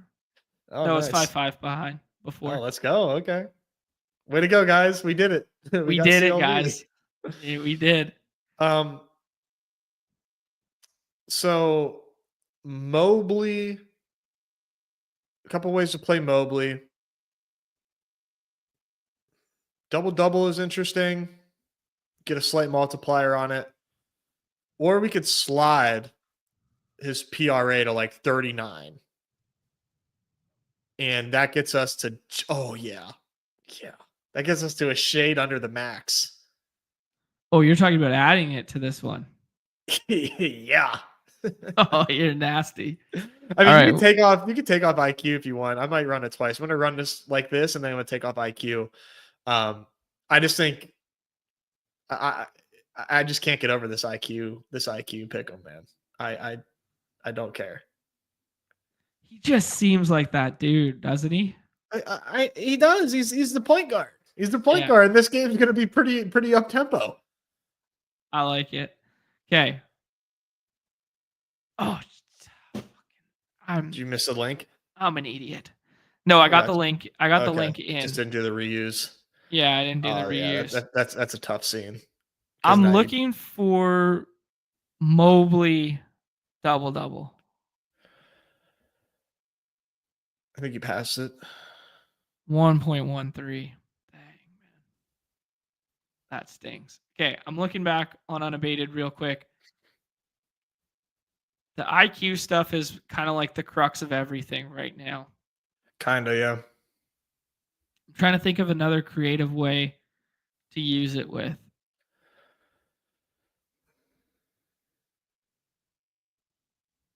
Okay.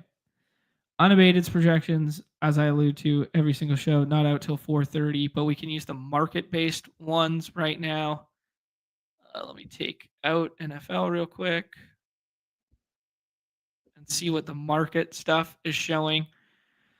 Just based on the market-based projections, J-Dub lower on points rebounds. They like the CJ PRA. Oh wow. They like it already. And then if you get DeJounte ruled out, Yeah. that's not bad. Interesting to see a lower on the maxi points and assists there. I think maybe we should do something with CJ here. Yeah, that's what I'm seeing. Yeah. I probably wouldn't touch this Claxton one yet because that's probably hingent upon Sharp being in or out. So if Daron's in, yeah. Yeah, let's see CJ. CJ Yes. McConnell here. AKA CJ.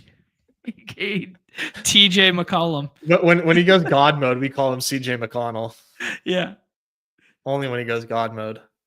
Okay, let's use that one. Let's use the PRA. Okay. Let's make like a 4 or a 5, but like without like the crazy multiplier. Okay. Yeah. With the straight up projections. Okay. Okay. So let's do points and assists for Keon. Let's do PRA for CJ. Yep. Let's do the Mobley points rebounds. Okay. Points rebounds 26.5. You like that number? Yep. So that's your traditional like 6x. Those are like 3 plays that we're seeing that we're like somewhat comfortable with. What else would you add to that, or do you just want to run it as a 6x?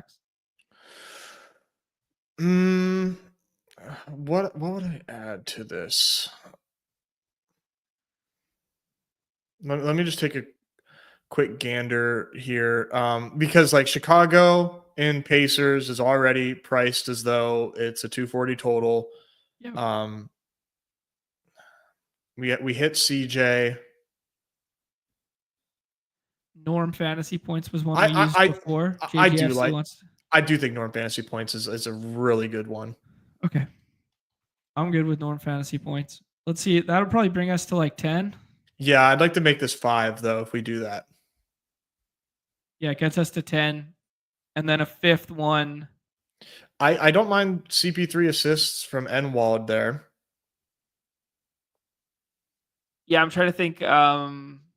What's the starting lineup look like tonight? Castle draws in. There's a little bit more handling. Vassell's in there. Yeah, that game funnels through CP3, right? No Sohan touch time. Yeah, it's 0.89x though is the only bummer. Yeah. Okay, let's think of another one. I can go back to unabated market-based stuff. Yeah, they do the J-Dub lower, Maxi lower. I just God, doesn't take a lower is just like so not fun. J-Dub, what's the J-Dub? Is it 26.5? Yeah. They're just saying points rebounds. It's been a while since he's hit that, man. All right.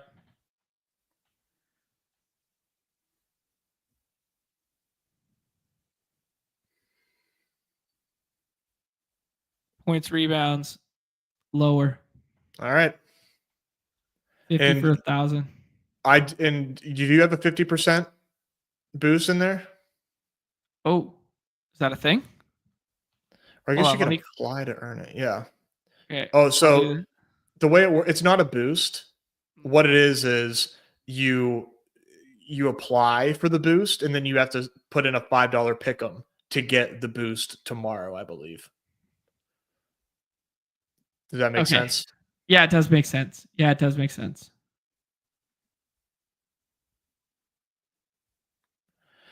All right. Sorry. Yeah. You do you. Yep. About to dip, but don't be surprised if you do, depending on how many good dog bowls you do, don't be surprised if you see me in one of them. We will not be surprised. All right. All right. Peace out, Peace, man. We will best of luck this evening. All right, let's close this one out. I'm seeing a bunch of good stuff in the chat here that I want to get down here.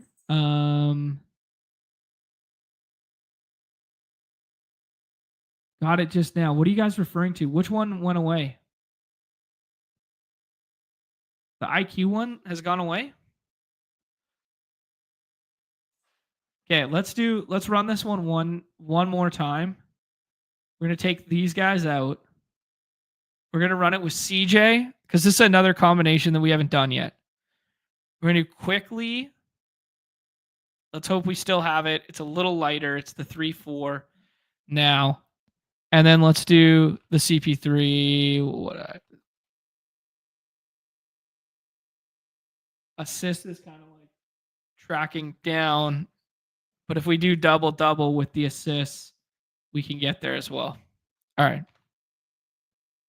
Check your present bag. Christmas presents under the tree. We don't have another one. All right. CP3 double. Emmanuel quickly double. CJ McCollum can break right in multiple ways, especially DeJounte's health.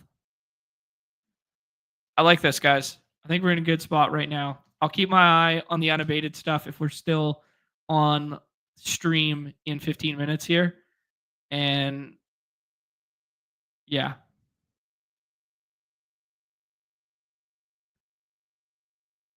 Okay. Maybe I just had to refresh it to get the here. I'll refresh the pick'em lobby to see if you get the 50%. So it's like you got to play one today to get 50% tomorrow.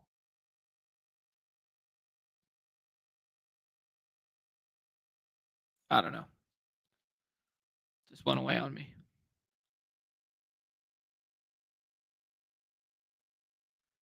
Okay. No, still nothing. All right. Keep an eye out for that. Some people are suggesting they're getting the Christmas present of a 50%. I am currently not, but just keep your eyes on it. All right, let's rip one last dog bowl, and then let's call it a show here. This will be dog bowl number 17 for me. 2 more spots. Let's see if we can roll a front end draft slot for a change. Nope. We roll that 108 again. CJ McConnell. It's going to be a good one that lives on. I love how these bits just organically happen.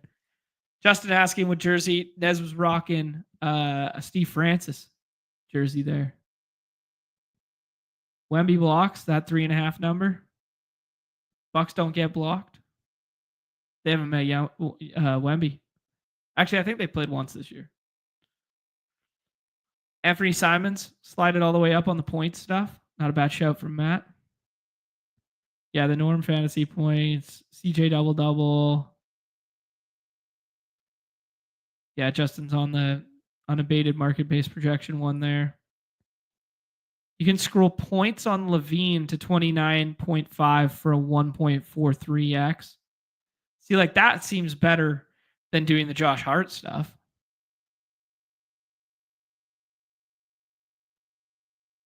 CP3 assists at 7.5.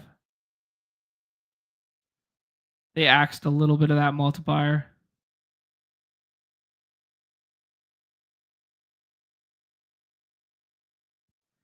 Kelly Oubre, sliding points.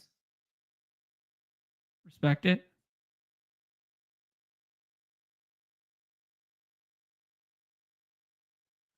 Miller giving out his quarter by quarter stuff. I don't want my sweat to be over in the first quarter. The real DGen stuff is the CP3 first quarter assists. That's truly sick.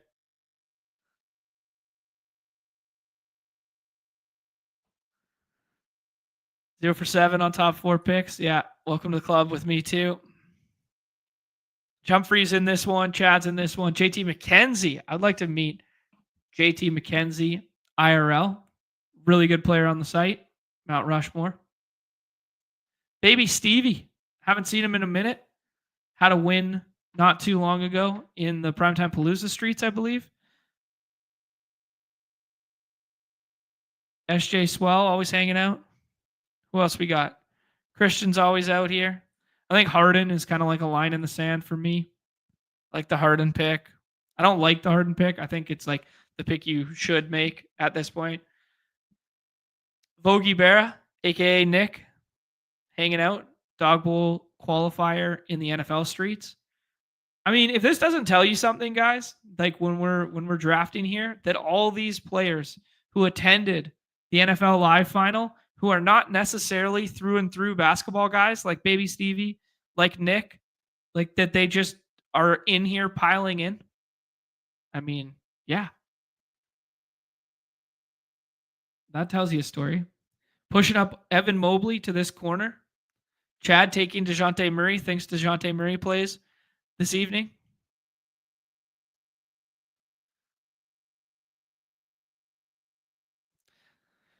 Chad takes Hallie. We could do the Zubac, like kind of like double down on this. I think in terms of like correlation patterns that play like half decent together, Harden and Zubac are one of like the rare teammate combos that there is a slight boost to. Yeah, I'm good with Zubac here. I'm good with Vooch here. I think I prefer Vooch and the game environment.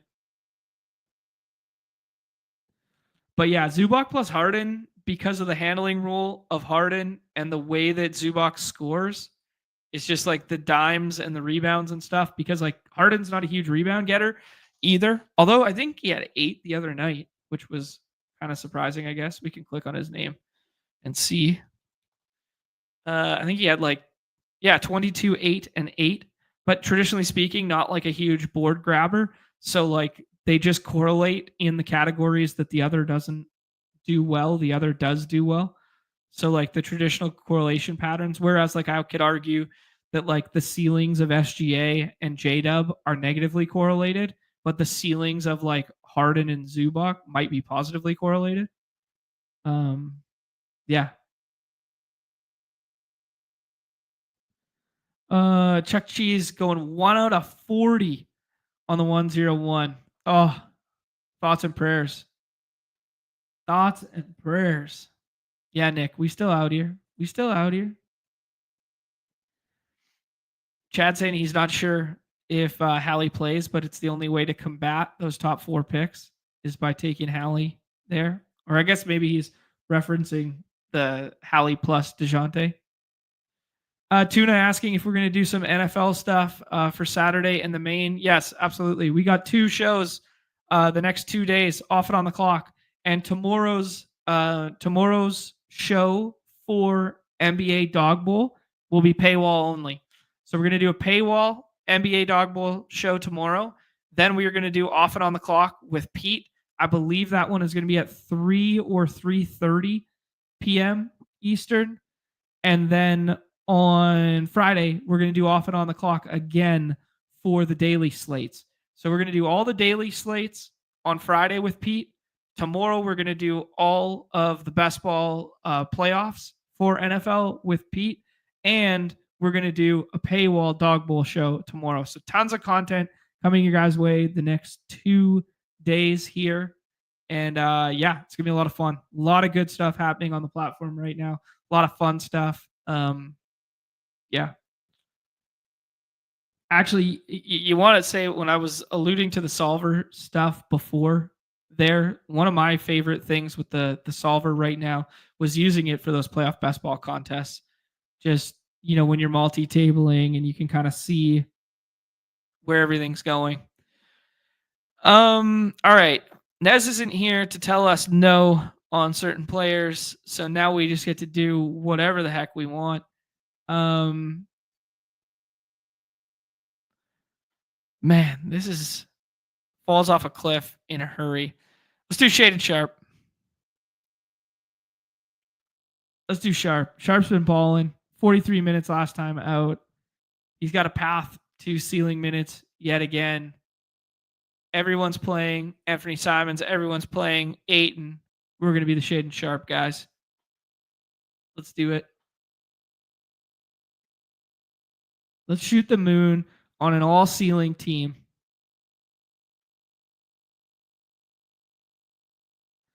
Friends and family ripping in the overflow. Respect it. Love it. Yeah, 380 of us still hanging out. Hit the like, hit the subscribe, notification bell, all that fun stuff. If you're on the X side, jump over to the YouTube, sub to the Badge Bros. Please and thank you. Help keep the lights on around here. Yeah, full transparency. We're working on our next iteration of Underdog partnership in the future here. So figuring things out. So all those likes, those subs, all that stuff goes a long way. Not something I traditionally ask for around here. I think this is a fine spot for Denny Avdia. I think it's a fine spot for Jakob Pertl. I think it's a fine spot for Jared Allen. But we just spent all that money in the pick'em lobbies chasing that IQ double-double, that IQ narrative back in the garden. He is that dude. He is that dog. We are chasing ceiling in this contest, especially from the right-hand side of the board when you're dealing with how am I going to best the SGA teams? How am I going to best these Joker teams when Joker routinely puts up 80 fantasy points these days? How are we going to best those ones? Well, we're going to go ahead and take IQ. We're going to go ahead and take Shaded Sharp. We're going to do some funky stuff like that, right?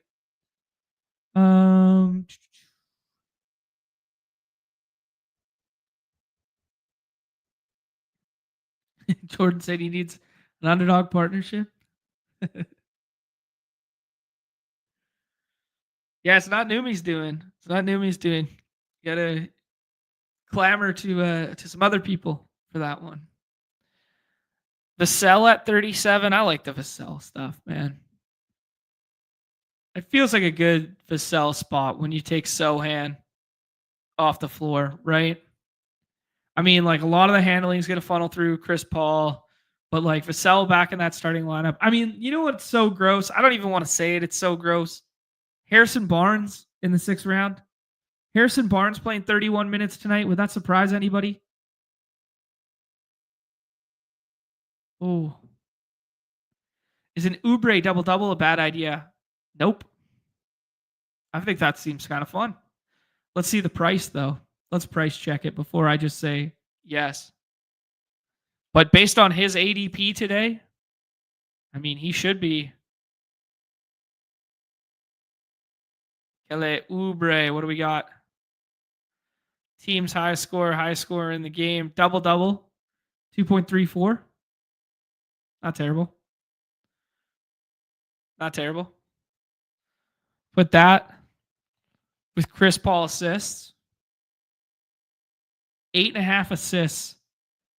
Now with a boost, slight boost to the higher side. You guys started banging that 7.5 one. Get that slight boost there. Go back to the well for what looks like our recycled favorite play of the day.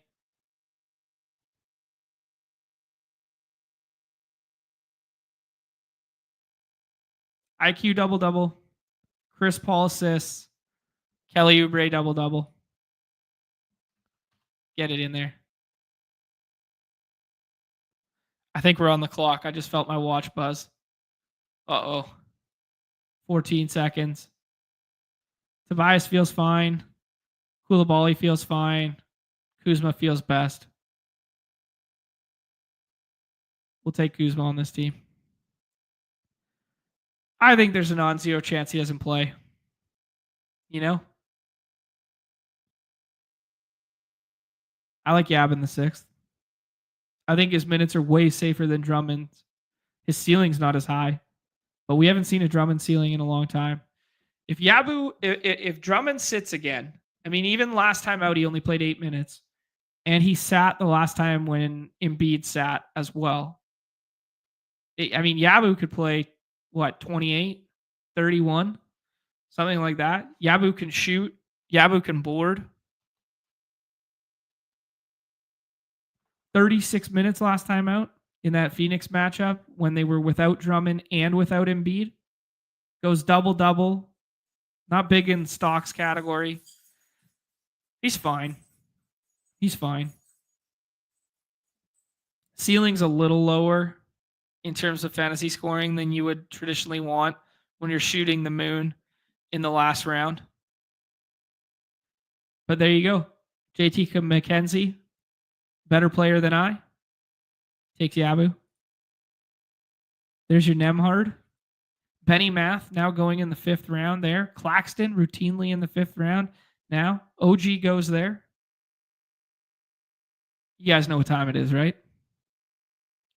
You guys know what time it is here. We're playing Kuzma in, which makes Balil Kalabali and makes Jonas Valanciunas less desirable, right? I think Tobias Harris is a great click right here. I was going to go crazy.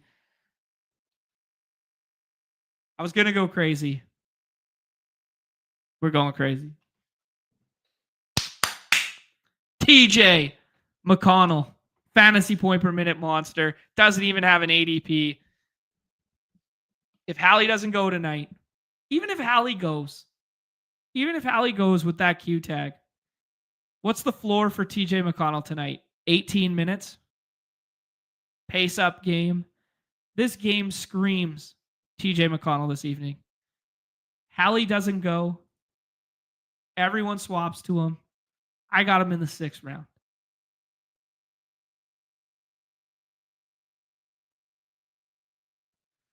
Smartest way to probably play Czar and then swap to Joval. Yes and no.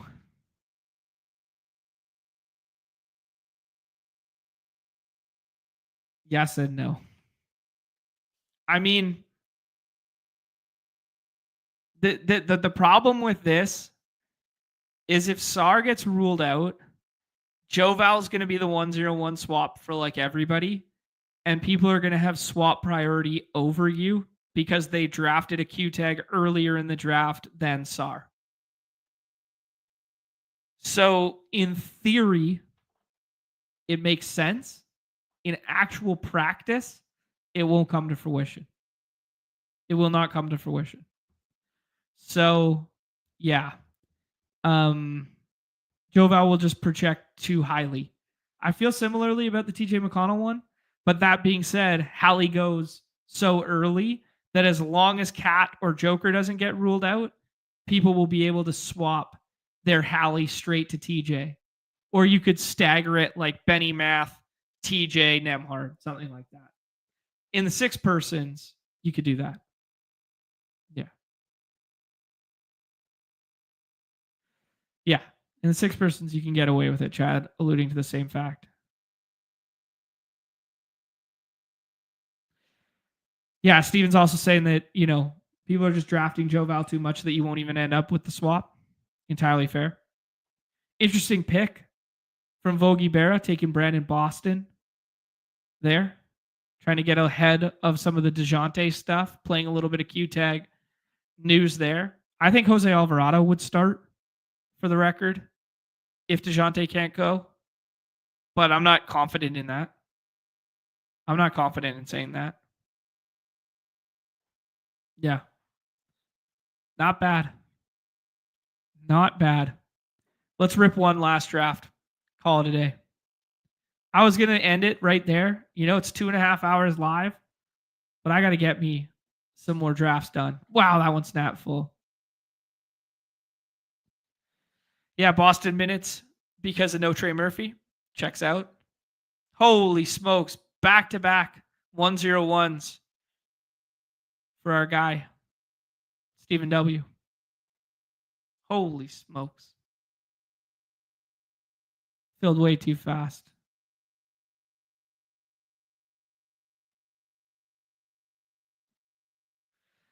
Yeah, here's a good point from Chad. The Q tag swaps early in the draft window don't matter as much as the ones late in the draft window, because if Hallie and DeJounte don't play, he's dead anyways.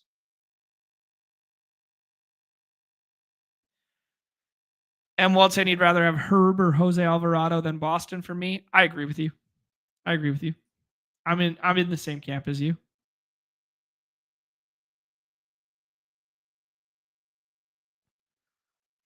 Other friends and family here. Copper Price is in all of these. John Boy Beats is in all of these.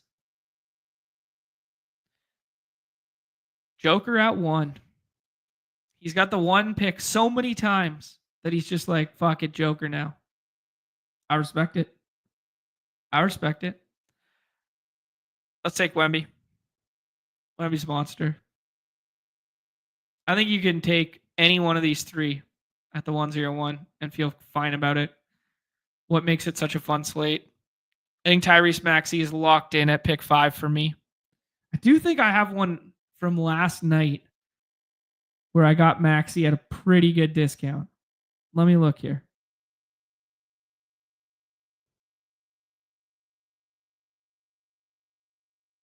Nope. I'm full of it. I got Maxey plus Lillard a couple times. That's gross. It's fine, but it's gross. Maxey plus Mobley. Yeah, nothing fun. I do have an SGA DeJounte Murray team, though. That's kind of fun. But I did not smack the closing line value as hard as I imagine some of you guys did.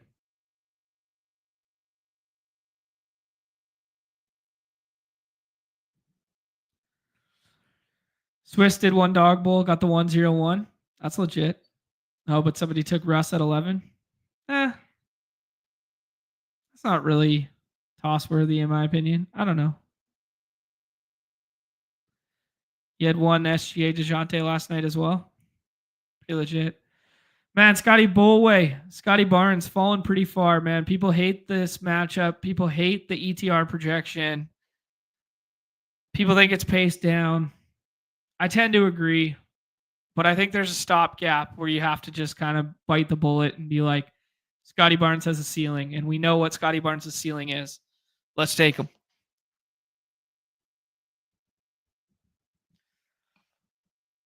Where does... So I think there's we'll see what our guy Steven does here first. I'm not as in on the Anthony stuff. Damn, he took Siakam. I was about to have the conversation about the Siakam stuff. Hartenstein, he's probably going to project the best here. It's just not that fun. I think CJ probably gives you an out to the DeJounte stuff. Because, like, where does CJ go if DeJounte gets ruled out, right? CJ probably goes in DeJounte's spot at 12. Probably.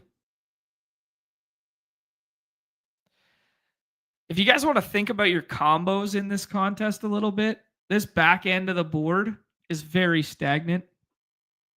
Very stagnant. All the Hallie's getting paired with the DeJounte right now. All the Zubac gets paired with the Brunson. This is our 3rd draft on stream. The back end of the board looks all the fucking same over and over again.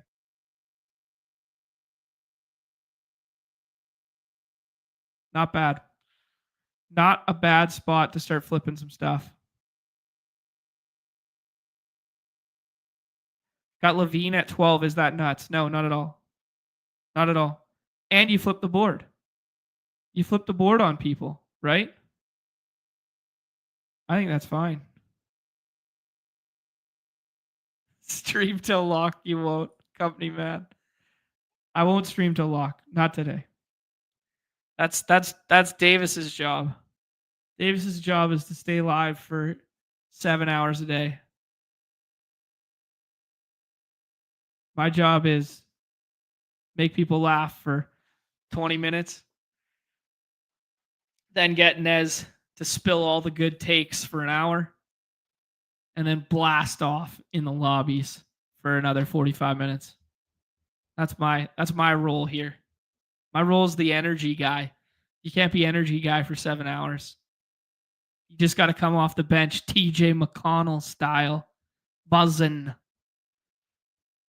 Okay, I think you can start going any which way here. I was looking for Vassell's name. I was looking for Yves Misi's name. I like the IQ again. I like Jared Allen.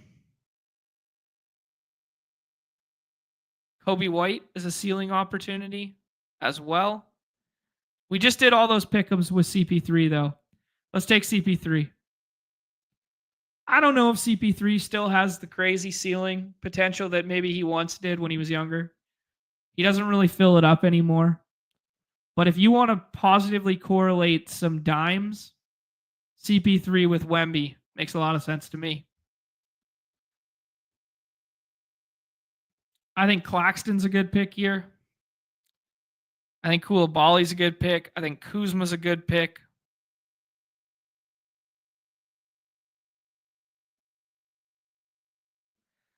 I think Jared Allen is the chalk pick. Let's give somebody else a GM, and let's take Nick Claxton. We haven't seen a Nick Claxton ceiling game in a minute.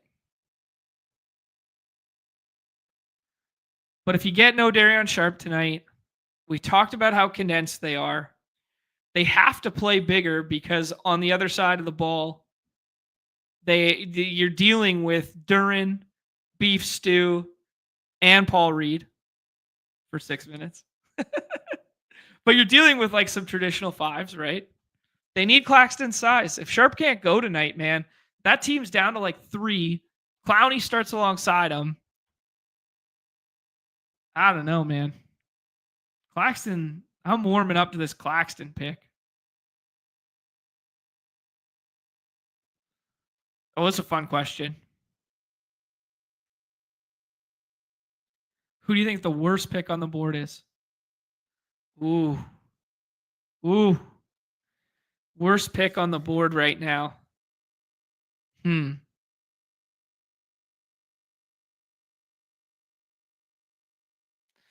mean, it's hard because there's so many contingency plays, right?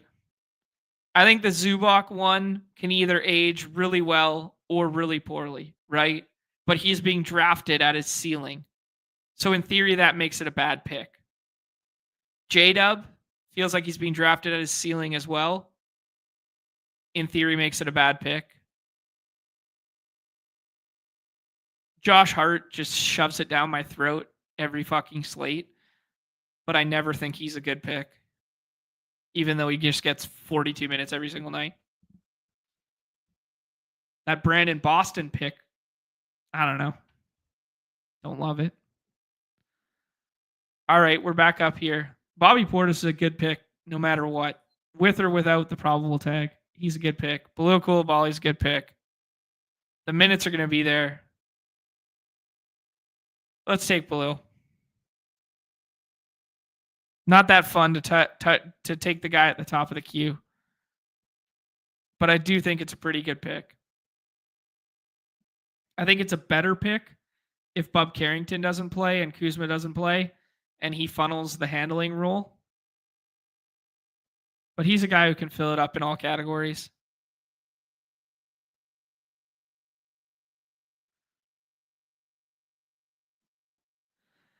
I mean, like, even if Washington news breaks a certain way, they're still decently deep, you know?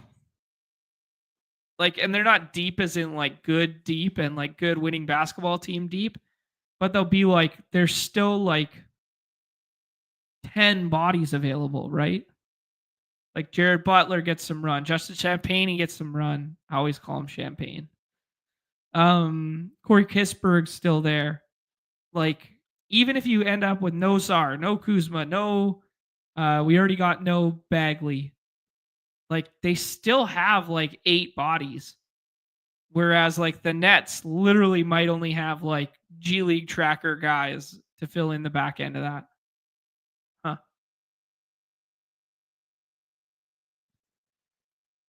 Miller, you got 15 drafts. Don't you dare stop. Don't you dare stop. Keep going.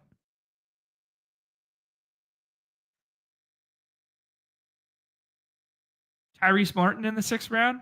I think I prefer Zaire Williams, but I don't know.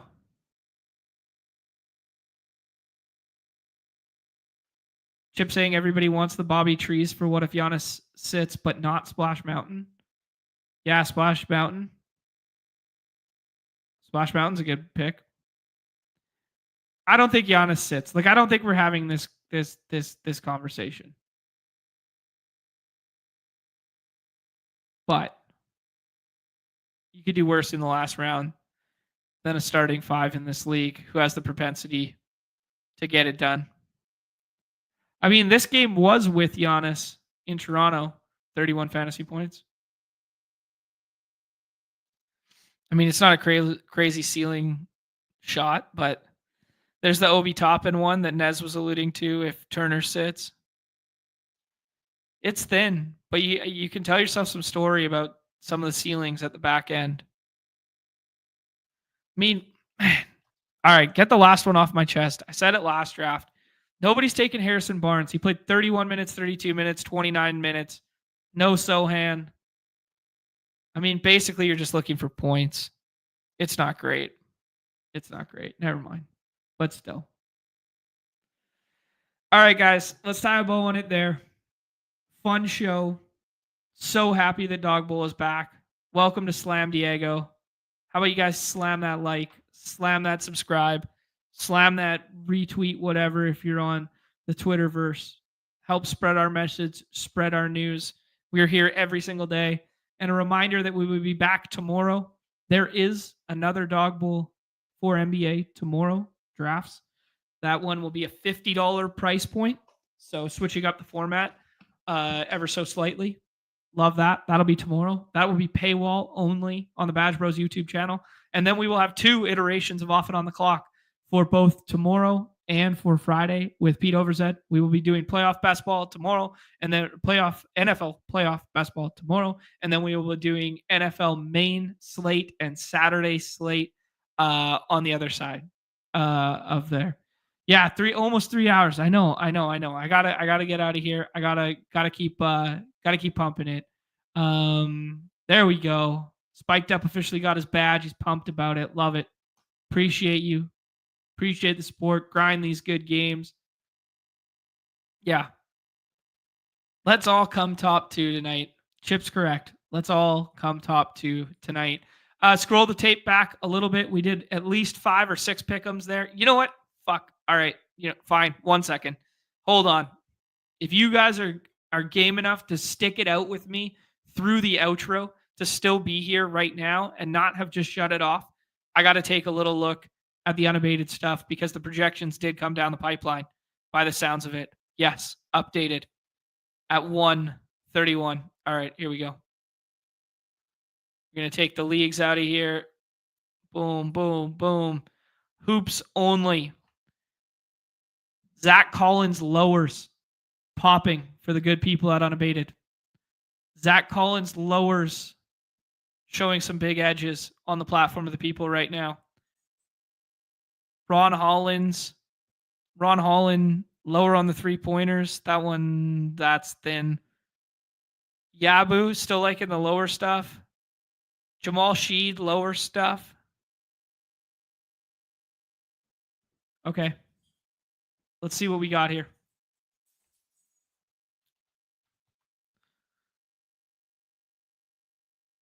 Come on.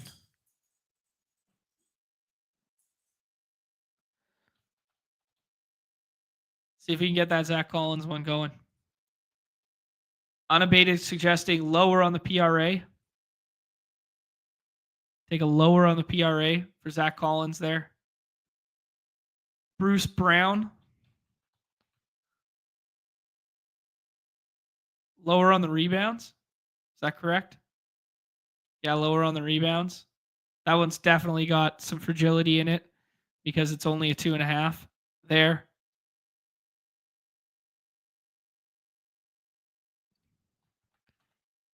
Yabu's volatile because it's hinging upon the status of Duren.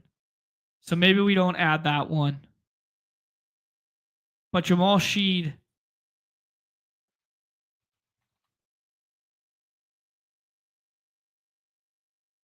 Lower rebounds assists. Lower points assists. Showing a little bit of an edge there. All right. There's your good plays. See, it's not as sexy. It's not as fun as when we go like double doubles and jam the boost and jam the multipliers and all that sort of stuff. But this is what Unabated does best. Juxtapose their projections to what's going on in the lobbies, showing their edge margins through here. And then we wind up with the completely unsexy, but definitely showing an edge. Zach Collins, Bruce Brown, Jamal Sheed. Never names that Nez and I would say on stream in terms of pick 'em, but this is how you make the bread with them lowers. Don't call it an L word, lowers. All right, there you go. That's the last one on the program. Appreciate you guys staying all the way to the bitter end. Hit that like, hit that subscribe, notification bell. Back tomorrow behind the paywall to talk NBA Dawg Bowl tomorrow, and then back with Pete Overzed for some playoff basketball. Everybody's favorite time of the show, the end. Peace.